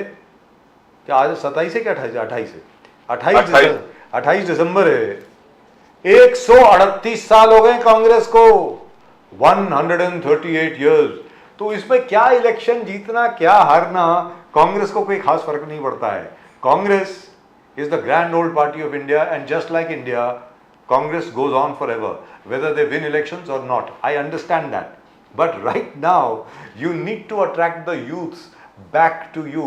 And you have a youth icon. You have Mr. Rahul Gandhi. And I wish our production team would show us that footage. वो जो बजरंग पुनिया के अखाड़े में जो गए थे कल या परसों राहुल गांधी जी, और वहां पर उन्होंने कुश्ती लड़ी उनके साथ थोड़ी देर के लिए। And this is for our viewers by the way, Rahul Gandhi himself is a martial arts expert. He's a black belt in jiu-jitsu. By the way, ये भी आपको बता दूं। ये so all I'm saying is, आपके पास एक youth icon है, that is Rahul Gandhi. तो मेरा ये कहना है कि आपके लिए तो बहुत आसान होना चाहिए काम सर। भरत सोनी साहब बताएं, अभी तक इतनी मुश्किल क्यों हो रही है आपको? मुझे तो ये समझ नहीं आ रहा। Sir, that is why our leadership has projected again for again ये जो न्याय यात्रा है उसके तहत राहुल जी को हम लोग हमारे इसमें हमारे नेता करके उनको प्रोजेक्ट कर रहे हैं। कांग्रेस प्रेसिडेंट हमारे मल्लिकार्जुन खड़गे साहब है, बहुत ही सीजन, बहुत ही सीनियर। तो ये यूथ आइकन वाली बात हमारे भी समझ में है, हमारे लीडरशिप के भी समझ में है। हम लोग उनको प्रोजेक्शंस दे रहे हैं, हम लोग उनको प्रोजेक्ट करेंगे। लेकिन सर, क्या देश का जो मीडिया, आपको नहीं बोल रहा हूं, देश का जो मीडिया है, जिस प्रकार से उनको प्रोजेक्शन होना चाहिए वैसा प्रोजेक्शन हो नहीं रहा है। But we are taking it to the people. हम लोग वहां पर ग्रास रूट तक लेके जा रहे हैं। आगे देखते हैं क्या होता है sir. And youth of this time, इस बार हमारे देश का नौजवान जो नाराज है अनएम्प्लॉयमेंट से, जो नाराज है आत्मनिर्भर योजना से, जो कौन सी वीर योजना है मिलिट्री वाली, तो उनसे जो नाराज है, उसके कारण इस बार जरूर कांग्रेस को वोट देगा, राहुल जी के साथ आकर्षित होगा और हमें इंडिया अलायंस को वोट देगा, ऐसा हमें लगता है। You know, Soni Saab, the Prime Minister Modi and Amit Shah believes that Congress is misleading the people. बोले कि you are misleading the people where CAA is concerned and various other schemes of the government is concerned. Amit Shah ji का कहना waste Bengal में कहा था कि CAA is a law of the land and nobody can change it. He says it's already a law and nobody can change it. And of the schemes that he says, हमने जब मुद्रा योजना लेके 8 crore youth utilize the loans that were given to them without the security and people benefited and many of the 8 crore लोगों ने फायदा उठाया मुद्रा योजना का। और आप कहते हैं कि मोदी साहब ने कुछ काम नहीं किया ना। Can you highlight on the very fact that you are you misleading the people on CAA? That is Amit Shah's charge on you. Sir, if we had been misleading the people on CAA would have been implemented all over the country. वो ऐसे हुआ नहीं है sir. Sir दूसरी बात, कि मुद्रा योजना के बारे में और लोन इन 59 मिनट्स इसके बारे में, अगर जो स्कीम सक्सेसफुल होती तो आज वो जो मुद्रा के तहत जिनको लोन दी गई है उसमें से कितने एनपीएस है और कितने लोग रियली एंटरप्रेन्योर्स बने, इसका भी तो देना चाहिए ना उन लोगों ने सर। ये जब तक वो लोग देंगे नहीं तब तक हम लोग किस प्रकार से करेंगे कि ये नहीं हो रहा है। तो सर वो जब तक हम लोग देश के सामने रखेंगे नहीं कि कितने लोग उसमें उसको बेनिफिट हुआ और बेनिफिशियरीज लोग कौन है, उस बेनिफिशियरीज लोग की आप लिस्ट बताइए। जब तक आप ये बेनिफिशियरीज लोगों की लिस्ट लोगों के सामने नहीं रखते हैं, देश के सामने नहीं रखते हैं, तब तक कैसे मानेंगे कि मुद्रा योजना और लोन लिस्ट नहीं आने वाली? क्या बात कर रहे हैं आप? बीजेपी से लिस्ट नहीं आती है, क्या बात करते हो सर आप? आजकल तो लेबर मिनिस्ट्री अनएम्प्लॉयमेंट के फिगर्स भी नहीं रिलीज करती है। We depend on CMIE and others for the unemployment figures. और by the way, one really awful piece of news. India has just lost the first test at Centurion against South Africa. We have lost it by an innings and 32 runs. It's awful, disgusting. I don't even know where to begin. It's terrible. So, not a very happy new year for the Indian cricket team or for cricket fans. It's kind of terrible. The last resistance snuffed out. Virat Kohli out for about 76 runs. That was the last wicket to fall. So South Africa has won the first test at Centurion by 32 runs and an innings. जी भरत सोनी साहब, आप कुछ और बोल रहे थे। राजीव जी देखिए, cricket के अंदर हमारे जो क्रिकेटर्स हैं, ऐसा नहीं है कि वो उनके एफर्ट्स नहीं डालते हैं, वो पूरे एफर्ट से खेलते हैं। और सर कभी कभी हमारा दिन नहीं होता है, क्रिकेट में ऐसे होता है in spite of. Sir it happens. मगर 20 मिलियन सब्सक्राइबर्स है मोदी साहब के। 20 million, 2 crore. He is one of the most highest among all political leaders in the world. That is what the BJP claims. 2 crore followers. Yes, 2 crore followers. Prime Minister Modi, and that the BJP talks about his, voluminous popularity all across the world as one of the most popular leaders, not only in the country but outside. Now, can you beat it? It's all figures, they say, figures to speak. Soni Saab, 20 million subscribers to Prime Minister Modi's YouTube. Pradeep ji, unfortunately, the YouTube subscribers will not decide the fate of the future election to 2024 elections. See, it would be the people of India who go to vote. No doubt, an illusion can be created, a hype can be created. So, sir, at the moment, we have to come out of that social media image. वो इसलिए मैं ऐसे कहता हूं क्योंकि sir हमारे youth को देखिए, फ्री डेटा और फ्री दे के उनको उसी में बिजी करके रखा है। सर उनको जॉब्स दीजिए, उनको जॉब देंगे तो वो नौकरी पे, उसमें काम करना चाहिए, उसको आपने जॉब देना चाहिए। उसको आप अगर उसमें उलझा के रखेंगे तो हमारा विकास नहीं होगा। सर अगर ये जो व्हाट्सएप, ट्विटर, इंस्टा और ये सारा अगर जो 20 साल पहले आया था तो आज हमने जो विकास किया है वो हो नहीं सकता था। या ज्यादा होता।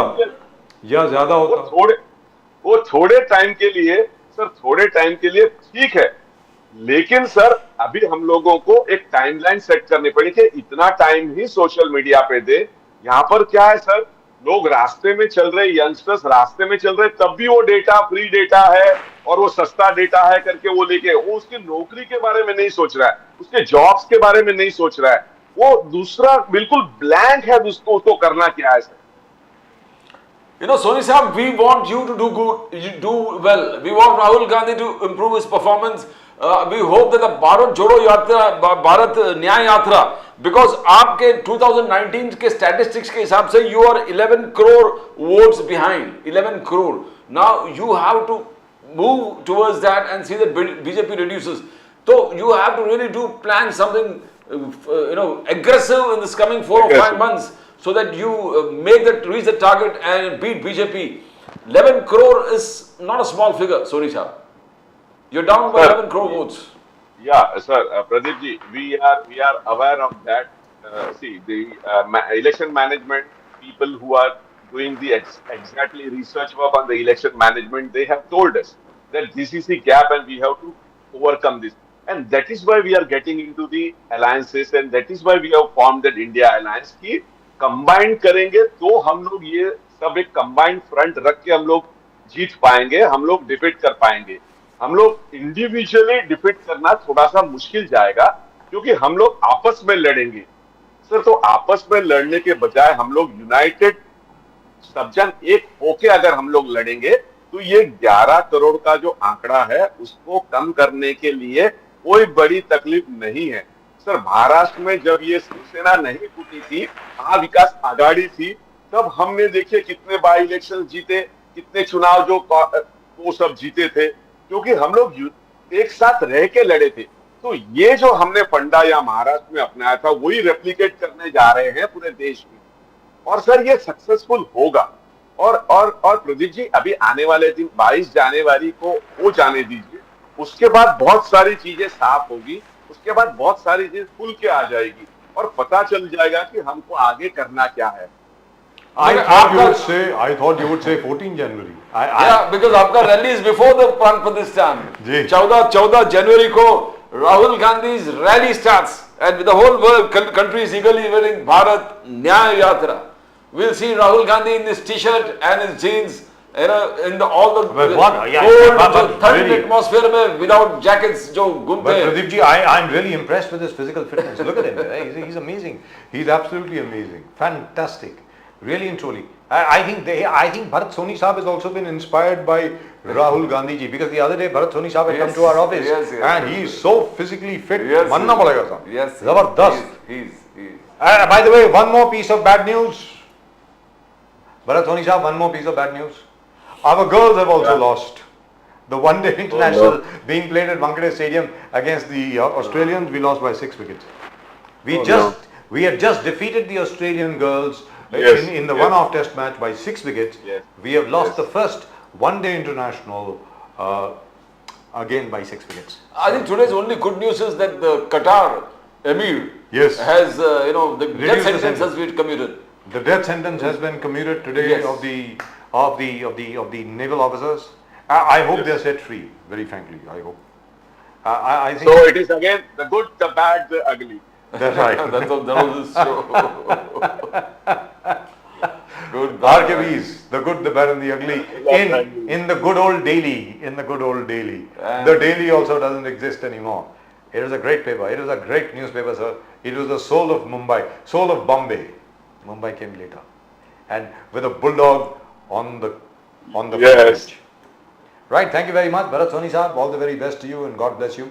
And by the way, if we don't meet again before the new year, very, very happy new year to you, sir. Thank you very much. Thank you sir. Namaskar. आप दोनों को भी आपके परिवार को आने वाला 2024 बहुत ही सुख समृद्धि का और आनंद का और फिजिकली फिट जाए, ऐसे मैं ऊपर वाले से दुआ करूंगा. Right. बहुत बहुत शुक्रिया राजीव जी, बहुत बहुत शुक्रिया. जय सिया राम. जय Siya Ram, sir. And nation now की पूरी टीम को पूरी टीम. सब लोग पूछ रहे हैं सर, भरत सोनी साहब, सब लोग पूछ रहे हैं ये रूखा सूखा नहीं चलेगा, कुछ भेजो. चलिए बिल्कुल बिल्कुल बिल्कुल बिल्कुल. मिठाई भेजिए सर कुछ. चलिए, जय Siya Ram. Thank you. Happy new जय श्री ईयर. राम सर. जय Shri Ram. Happy New Year. Happy new year. Oh God, I mean this is a terrible day. So we've lost. Both the girls have also lost. The guys have also lost. But the guys lost. It's absolutely terrible. Pathetic display in the second innings. Absolutely, completely and totally awful. And then as far as all of you are concerned, please do keep subscribing to the channel. Channel को subscribe करें, like करें, comment करें, share it if you feel like it. Please do. In the meantime, and do comment. आप अपने comments जरा भेजते रहें. In the meantime, I think we've got a lot of responses today, especially with regard to Mr. Deepak Kedar. Yes. दीपक केदार जी जो all India panther सेना के जो हैं, वो उनका जो शो था कल, उसको लेकर के मतलब बहुत रिस्पॉन्स आए. Can we have it on, please? Let's take a look at some of the comments which have come. दिखाएं.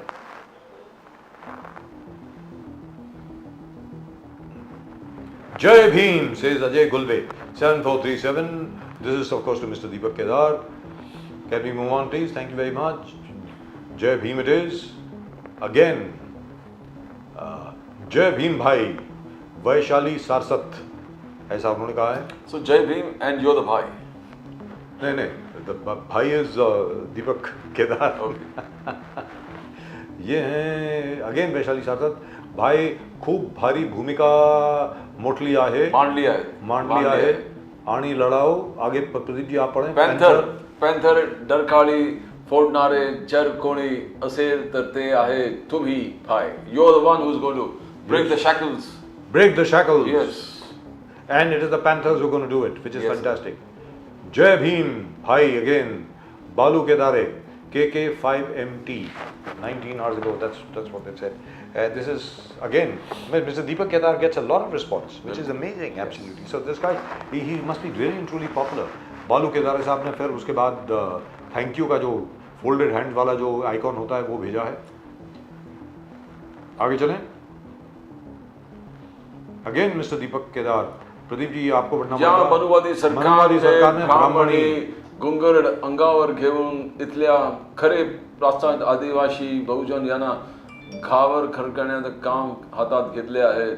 हे सरकार अत्याचाराबरोबर काय बोलणार आणि आपण काय अपेक्षा काय करावे? दीपक भाई, दीपक भाई what to expect from this government? दीपक भाई तो वो है, और ये लिखने वाले हैं दादा साहेब तेलगोटे 5557। जी बढ़े, आगे बढ़े। जय भीम जय भीम जय Bhim.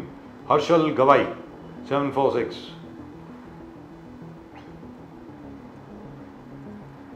Again all India panther सेना, पॅन्थरला इंडिया आघाडीमध्ये घ्यायला व पाहिजे। घ्यायलाच पाहिजे. Right. But do you think they'll actually accept them? I don't know. India Alliance, they're already so arrogant. Where will they? Jai Bhim again, Siddharth Lokade. Do you think the India Alliance will actually even entertain this? Congress will have to take a decision. Yes, but I doubt it, very frankly speaking. These guys will have to work alone. And hearts have been sent by Uddhav Somkamble 2731 to Mr. Deepak Kedare. Mr. Deepak Kedar, actually.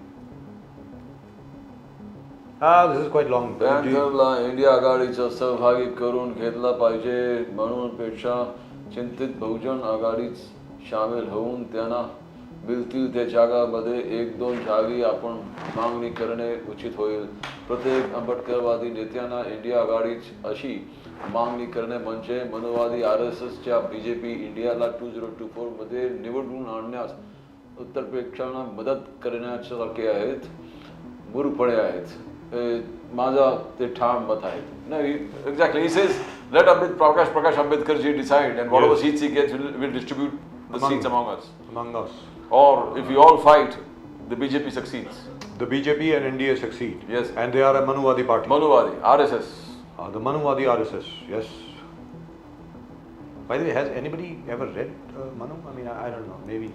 Reminds me of Indira Gandhi era emergency and jailing singers, of Jawaharlal era of banning books, or Congress era when Article 356 was used 90 times. Edward Plantagenet. Oh, he thinks he's from the family of Richard the Lionheart, whosoever sent this. Isn't that lovely? Mr. Nizamuddin Rain, sir, Zindabad. Mumtaz Sheikh again. He always writes for Nizamuddin Rain. Again, All India Panther Sena. Wow. My God, what a response. Jai Bhim. Sharad Bavaskar, 2714. Is that it? Do we have any more? India Alliance incapable of stopping Modi, that's what we think. Only possibility, Venkatesh K. Or Alliance to fight to form a new party by dissolving all their individual identities and form a new party with a new symbol, just like Janata Party was formed, where parties like Jansangh, Swatantra Party and many more dissolved and merged to form one way back in 1977. Of course, he's not written that. Or all parties must merge with the Congress and if needed, demand a new president for merged party. Only then people will believe, I think, whom to vote. Modi is a proven leader and people will go with him. I don't disagree. Venkatesh. Yeah. India Alliance incapable of stopping Modi. This is religion, वगैरह वगैरह वगैरह, refugees. Okay. As an ex-Christian, I agree. I support Sri Modi ji. I also want to say that there is no such thing as minority and majority. ...